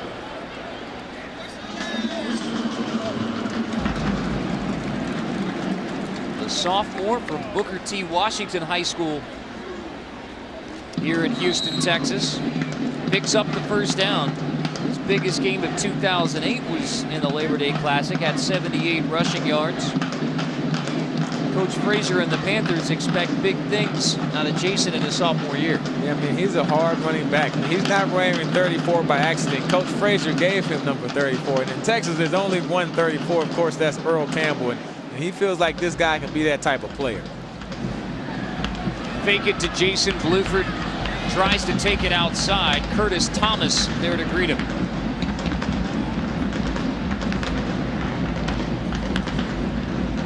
You're watching ESPNU's college football primetime at Reliant Stadium in Houston, Texas, home of the Houston Texans and home of the Labor Day Classic. Texas Southern University and the Panthers of Prairie View A&M University. I'm Carter Blackburn alongside former Alabama State and NFL linebacker Eddie Robinson Jr. You know, we talked to Coach Cole yesterday, and there's a lot of good things going on campus. I mean, they were playing this big game here at Reliant, but they still play on campus, but they're actually going to have a joint venture with the Dynamos and have a stadium downtown, which would be great for this program. Be a light rail that will actually take you from the Texas Southern campus to the stadium, and I think that's going to be a real big deal as far as recruiting and just the overall atmosphere to get your fans into the game. You see Bluford down on the field getting stretched out, so both teams to the sideline. That stadium on the east side of downtown will be right by where the Astros play at Minute Maid Park, and scheduled to open in 2011. And Coach Cole has very high hopes for this Texas Southern program. He says, I don't think there's any reason why we can't be like the University of Miami, where we're in a football-rich environment. If we can get young men to stay in the city of Houston and play football for Texas Southern University, we can build something special here. And the thing about it is he's played here. He's been through this. You know, he wore the TSU helmet, so he's not trying to sell anything that he can't say that he hasn't experienced of. I mean, he knows that guys can come here. You have, you know, guys like Kenny Burrows and Michael Strahan who have went on to the NFL and had great careers. They're all guys who are alumni of Texas Southern, and that's what he's really trying to sell to these guys, and why you need to come here and be part of this tradition that I'm reestablishing. His previous head coaching job at Lane College took over a winless team. They won 5 games in the first year at Lane. Now he takes over his alma mater, Texas Southern. They were 0-11 a couple of years ago. They won 4 games last year and a good showing to begin 2009. Now Johnny Cole's not going to be into any moral victories, but a good showing in 2009, especially from the defense. I mean, the gap between Texas Southern and Prairie View is very small. I think if they play 10 times, they may go 5-5. Both of these teams are very good football teams. KJ Black in at quarterback on second down. Jason bounces it outside, has a block. Jason sprinting across midfield, loose football, but he was down at the 45. You know, that's the one thing as a young running back that Michael Jason has to improve on. He's fumbled the ball last year, and that's why he didn't get a lot of touches. But look at the speed that he hits that hole with. But then still, you have to hold on to the football. But this guy's an intense runner. I mean, you talk about Eric Dickerson, the guy that's big and strong and fast. I mean, Jason is that same type of guy. I think they just grow him like that in Texas. Have a few of them. You talk about Adrian Peterson. He's from East Texas as well, Palestine, yep. Texas. Play clock down to 0. KJ Black didn't notice. Delay of game. Offense. 5-yard penalty. Still first down. KJ Black is a transfer from Western Kentucky. He started the last couple of games. He was a 1,000-yard passer in 2007 for Western Kentucky. Native of Louisville, but came to Prairie View A&M, and the competition pretty close between Bluford and Black. Jay Bluford, now a senior, been in the system a while longer, so he gets the nod. Apparently has the kinks worked out, so he's back in for 1st and 15. Blitz coming. Fulgham straight up the gut again. Yeah, I'll tell you what, he's gotten a lot of mileage off of that blitz. That's going to be his favorite. He's had a big football game. This guy's been all over the place. 2 sacks, forced fumble. You know, they're a tackle for loss, a couple other tackles. This guy is a big-time player in the SWAC conference. 104 tackles last year. 7 sacks already. 2 sacks, forced fumble tonight. Preseason first-team All-SWAC. On the run blitz, sets up 2nd down and 19. Jason gets the handoff again. 3rd down coming up. Obviously, the Panthers trying to run some clock, sitting on a 10-point lead. They're at a 10-point lead. You have a very good defense. They're doing a smart thing. I mean, you have 2 very good running backs in 34, Michael Jason, and also Donald Babers. I mean, Coach Frazier is a guy that was an option quarterback. So that means that he's used to this. Although he was a quarterback, he wasn't airing it out. So coming from Bowie State, he's always a big physical defense, run the football type of guy. And if he gets a lead, he wants to run that football and win the game. And that's good coaching. You don't have to try to do anything special. You don't get extra points for scoring. You just want to win the game. 3rd down, running it again. Michael Jason. dives forward to the 43, so that'll bring up 4th down. But again, Prairie View A&M running the clock. Texas Southern will get it with under 6 minutes, needing 2 scores. The only points on the scoreboard for Texas Southern tonight came on an interception for a touchdown. That was on the first possession of the game by Prairie View A&M. So no points on the scoreboard since the early minutes of the ball game. They've had their chances. They had a couple of real short missed field goal in the end of the 2nd quarter and also the beginning of the 3rd quarter. So they should have more points on the board. But hey, what should have happened happened. That's the rule of football. Low snap. Ventura gets it away. Webb fields it at the 10. Wrapped up there and dropped. There is a penalty flag on the play.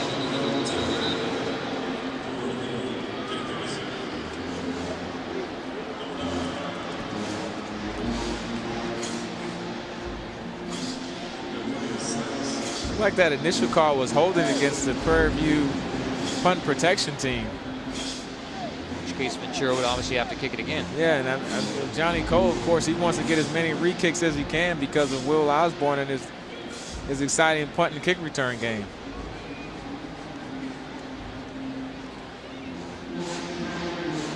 Johnny Cole says, you want to kick it again? Fine with me. Holding on the offense, number 34. 10-yard penalty from the previous spot. Replay, 4th down. Got your left side of the screen, number 34. They got a push in the back. That's Michael Jason. That's your 2nd string running back who's looked like he's pretty tired right there. He's kind of had the workload on his last running possession. But hey, when you're only a sophomore, you still have to get in there and play some special teams. Ventura will hit it again from around the 35. Webb grabs it at the 20. Tries to cut it back. Anthony Webb is tripped up in the open field. Great special teams play.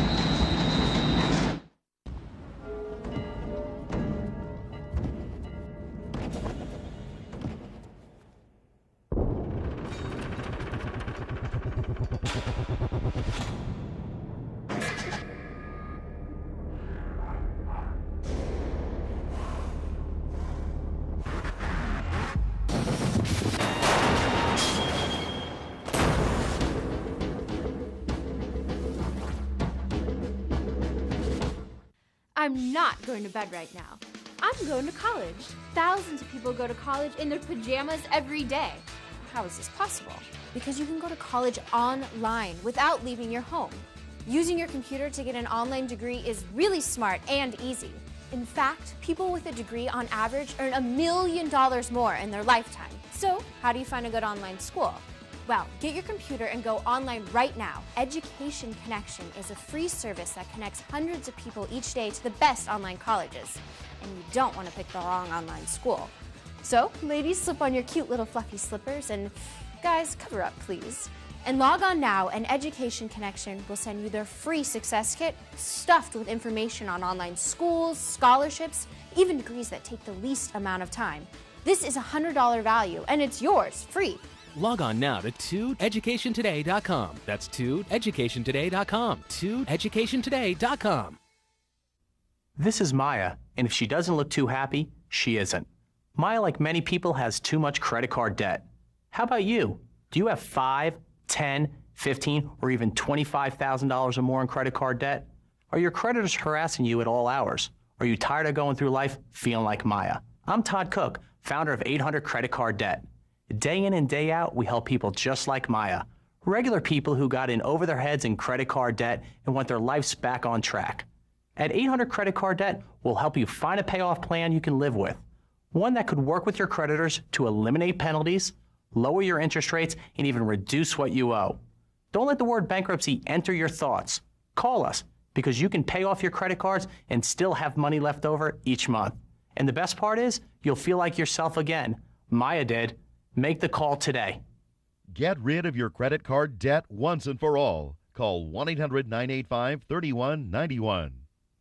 Healthcare. I am a non-attorney spokesperson. Were you or a loved one diagnosed with lung cancer? If so, we urge you to call now. The cancers listed on your screen may be linked to asbestos exposure. Exposure to asbestos in mills, factories, shipyards, or while working in the Navy, or as a plumber, electrician, plasterer, maintenance worker, or janitor may have put you at risk. If you or a loved one was diagnosed with lung cancer, call 1-800-287-2501 for a free legal consultation. Again, that's 1-800-287-2501.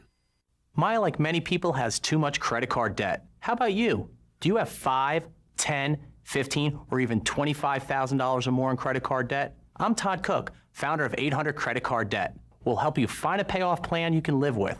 One that could work with your creditors to eliminate penalties, lower your interest rates, and even reduce what you owe. Call us, because you can pay off your credit cards and still have money left over each month. Call 1-800-827-0135. You're watching ESPNU's College Football Primetime SWAC Conference Football presented by Citi as part of Dick's Sporting Goods kickoff week at Reliant Stadium in Houston. Prairie View A&M leading Texas Southern 17-7. So once again, the situation for Johnny Cole and Texas Southern, an offense that has produced no points tonight, must come up with 2 scores in 5:06. Daunting task.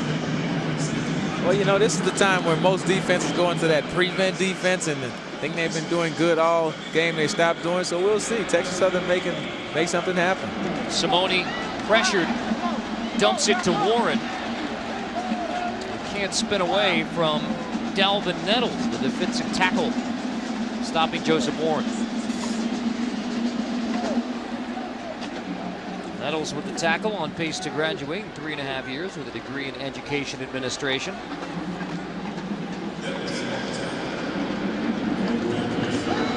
On 2nd down and 5. Simone throws it incomplete, nearly picked. Flag on the play.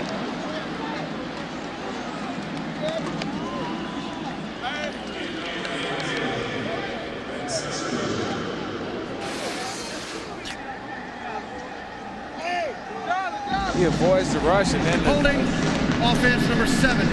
10-yard penalty from the previous spot. Replay, 2nd down.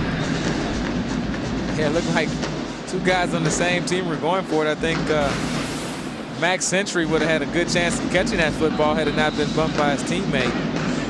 Number 70 there is Big Matt Hardrick. He's guilty of the holding penalty. Now it's a 2nd and long situation. 4.5 to go now on 2nd down and 15. And we have a penalty on the play.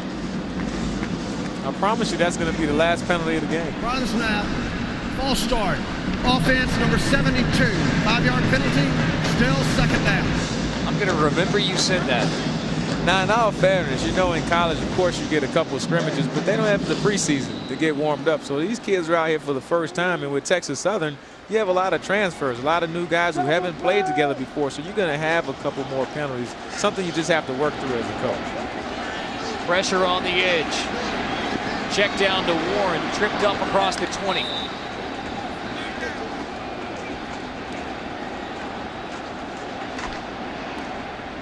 To bring up 3rd down, you would think Texas Southern in 4-down territory perhaps, even though they're backed up inside their own 25.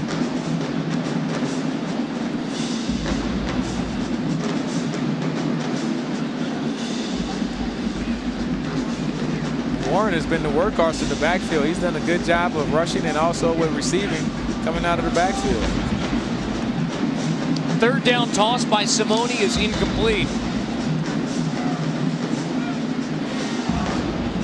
Intended for William Osborne, so we'll see what Texas Southern does on 4th down. The punting unit will come onto the field. Yeah, still a lot of, well, not a lot of football left, but you still have right under 4 minutes. So you're hoping if you can get a quick 3 and out by your defense and then maybe get to better field position.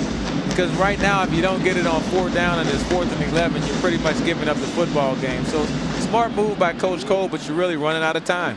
3 timeouts left for Texas Southern as well. Solomon hits it at the 13. High punt, short punt. Down to midfield. Monday evening, catch 2 college football shows on ESPNU. First at 5 Eastern, Crunch Time. We'll deliver the entire closing minutes and moments of all the significant and close college football contests from the previous weekend. Then at 6 Eastern, host Lowell Galindo and analyst Tom Luganville and Tommy Coverville dissect and analyze the new polls and preview the next week's matchups on Inside the Polls, presented by 76. For more information, log on to ESPNU.com. Carter Blackburn with Eddie Robinson Jr. from Reliant Stadium in Houston, Texas. Prairie View A&M University, about 50 miles from the campus of Texas Southern University in central Houston, Texas. Battling in the 25th annual Labor Day Classic, it's Prairie View A&M trying to move the chains and run the clock. Sitting on a 10-point lead right now.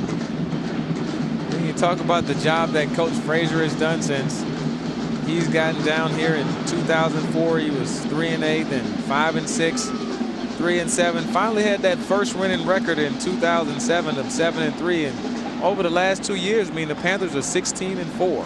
The only team that he hasn't beat in the Southwestern Athletic Conference is, of course, the Grambling State Tigers. In the last 2 years, Grambling has represented the Western Division in the SWAC championship game. So, of course, that big game against Grambling is what all of the Prairie View faithful are really eyeing for. But you still have to take care of your business like they're doing tonight or those other games along the way. Second down carry will result in a loss of 4. And that Grambling State game is just around the corner. It is October 3rd, the big matchup after a trip to New Mexico State. Now, of course, we talked about it earlier. Prairie View only has 9 games. They couldn't fill up their entire schedule. And after that New Mexico State game, they have 2 off weeks. So they're going to go back into a training camp mode and get ready for that Grambling State game. And that really is their game of the year, because the last year they finished 9-1. That one loss to Grambling kicked them out of the championship game. So they have to be able to, win that football game. So that game to be played at the Cotton Bowl in Dallas. And again, you go from September the 12th at New Mexico State to October the 3rd without a football game. What are the pros and cons of having that kind of hole in your schedule? Yeah, I think it's a lot more cons than pros. I mean, but they're playing a Division I opponent in New Mexico State. So in case you're banged up, you get an extra week to heal. But I mean, that's not by the choice of Coach Frazier. He just couldn't get another team on the schedule. So you have to play with the cards that you have. He's going to go back into a training camp mode, and not to 2-a-days, but give the kids a little bit of time off and concentrate on academics. But that's a game that once they get past this Texas Southern game, if they can pull this thing out, trust me, they're going to try to play New Mexico State hard and compete. But they're looking for that Grambling State game. That's the game that they have circled on their schedule. Every year they have the Tigers on the hook, and they just can't seem to pull it off. And it's cost them a chance to be in the SWAC championship game the last 2 years. That was the only loss last season, was to Grambling State, as Bluford tucks it and runs on 3rd down near the 1st. 9-1 mark for Prairie View A&M last year. Texas Southern 4-8 a year ago. Let's look at the Tigers' upcoming schedule, beginning at Louisiana Monroe. Yeah, they go to Texas College at home, and then at Texas State, and another Division I opponent in Rutgers. So they have a couple of weeks, 4 games, before they get back into SWAC play. And I think Johnny Cole likes it like that, because you can get your team ready before you start playing your conference game. So you're only 0-1 in the conference if they should go ahead and lose this football game. And so you still have a lot more football to play. And I think this will be the year that Texas Southern and Prairie View will both have a winning record. I really like what I see by Coach Cole and this Texas Southern University team. Now, Andy, didn't you say about 2 minutes ago? Play of game, offense, 5-yard penalty, still 4th down. That was the last penalty we were going to see in the football game? Well, what I said was put on my politician tie. Oh, anybody with a DVR is going back. You feel free to go back and check it out. Well, we only had 2 minutes, but 2.5 minutes left. I thought for sure we could make it, but that might have been an intentional penalty to help you with the punting yardage. Okay. Okay. There we go. So I spin that around. Well done, Senator Robinson. Osborne returns it to the 18, and so Texas Southern hoping for some kind of a Labor Day Classic miracle now. 1:42, 2 timeouts. But the offense has produced no points. They need to score twice.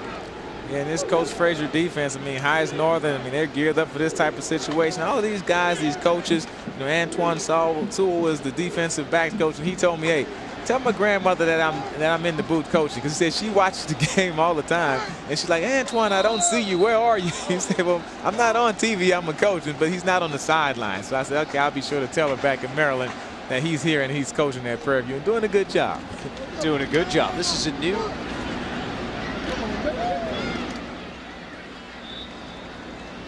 defensive intensity from Prairie View A&M, new defensive scheme for Texas Southern. You have to say the Tigers in that first game with a new defensive scheme under defensive coordinator Kevin Ramsey did an excellent job tonight. Obviously, it's looking like a Prairie View A&M win, but good effort by Texas Southern, especially defensively. Yeah, I thought they played great defensively. Marvell Nelson completes it on second down, moving the chains. Dixon makes the grab. I mean, they gave up 17 points the last touchdown. They came onto the field at their own 20-yard line. So, you know, technically they gave up 10 points. They also had an interception return for a touchdown. They shut down the running game of Prairie View and Donald Babers. So I don't think you can ask for much more as a coach. And Kevin Ramsey, I mean, this guy is a very good defensive coordinator. Of course, last year, L.C. Coles was a defensive coordinator, which is Johnny's older brother. He left and took the head coaching job at Stillman, and now they bring in the Kevin Ramsey. I mean, and that's a great replacement. This guy's been successful everywhere he's been. University of Georgia defensive coordinator, University of Tennessee, coached with the Arizona Cardinals. So he brings a wealth of experience and a good reputation and knowledge to this Texas Southern University program. Prior to the snap, false start. Offense number 72, 5-yard penalty. Still first down. Well, after 15 straight years of Texas Southern defeating Prairie View A&M, including when Johnny Cole was the quarterback at Texas Southern in the first ever Labor Day Classic, after 15 straight years for Texas Southern, barring a miracle in the last 40 seconds, it will be Prairie View A&M winning 5 out of 6 matchups and now 3 straight in the Labor Day Classic. And if you're a coach, that's called job security. Rule number 1, beat your rival. And that's what Coach Frazier has been able to do since he's been at Prairie View.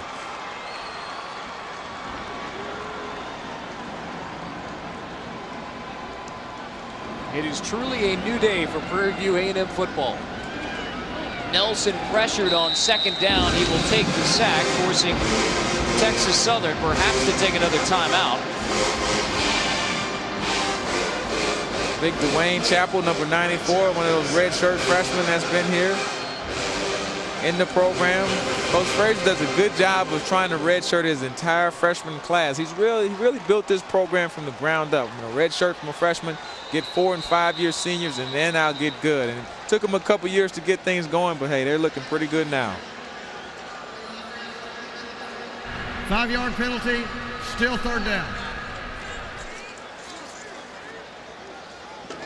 And appropriately a penalty with 12 seconds to go. Well, I know, the fans at home say, hey, ref, at this point of the game, why are you still calling penalties? But, hey, the refs get graded. I mean, they have to call what they see. They get in trouble if they don't call those fouls, Third down and long, semantics now with the clock rolling under 10 seconds. Nelson will tuck it and run, and that will be the final play of the 25th annual Labor Day Classic. It goes down as a 17-7 win for Prairie View A&M. Henry Frazier III and the Panthers celebrate their 3rd straight victory over Texas Southern in the Labor Day Classic here in Houston. Well, Prairie View A&M gets a test from Johnny Cole's Texas Southern Tigers, but the Panthers get their first win of the year, first SWAC win of the year. And that's big. I mean, you're 1-0 in the SWAC conference. You have your big game coming up next week, and of course the Grambling State game in a couple weeks. Things are looking good for Prairie View. And for Texas Southern, hey, they showed me that they can be a good football team, and I think they will have that winning record this year. Once again, the final score, Prairie View A&M 17, Texas Southern 7.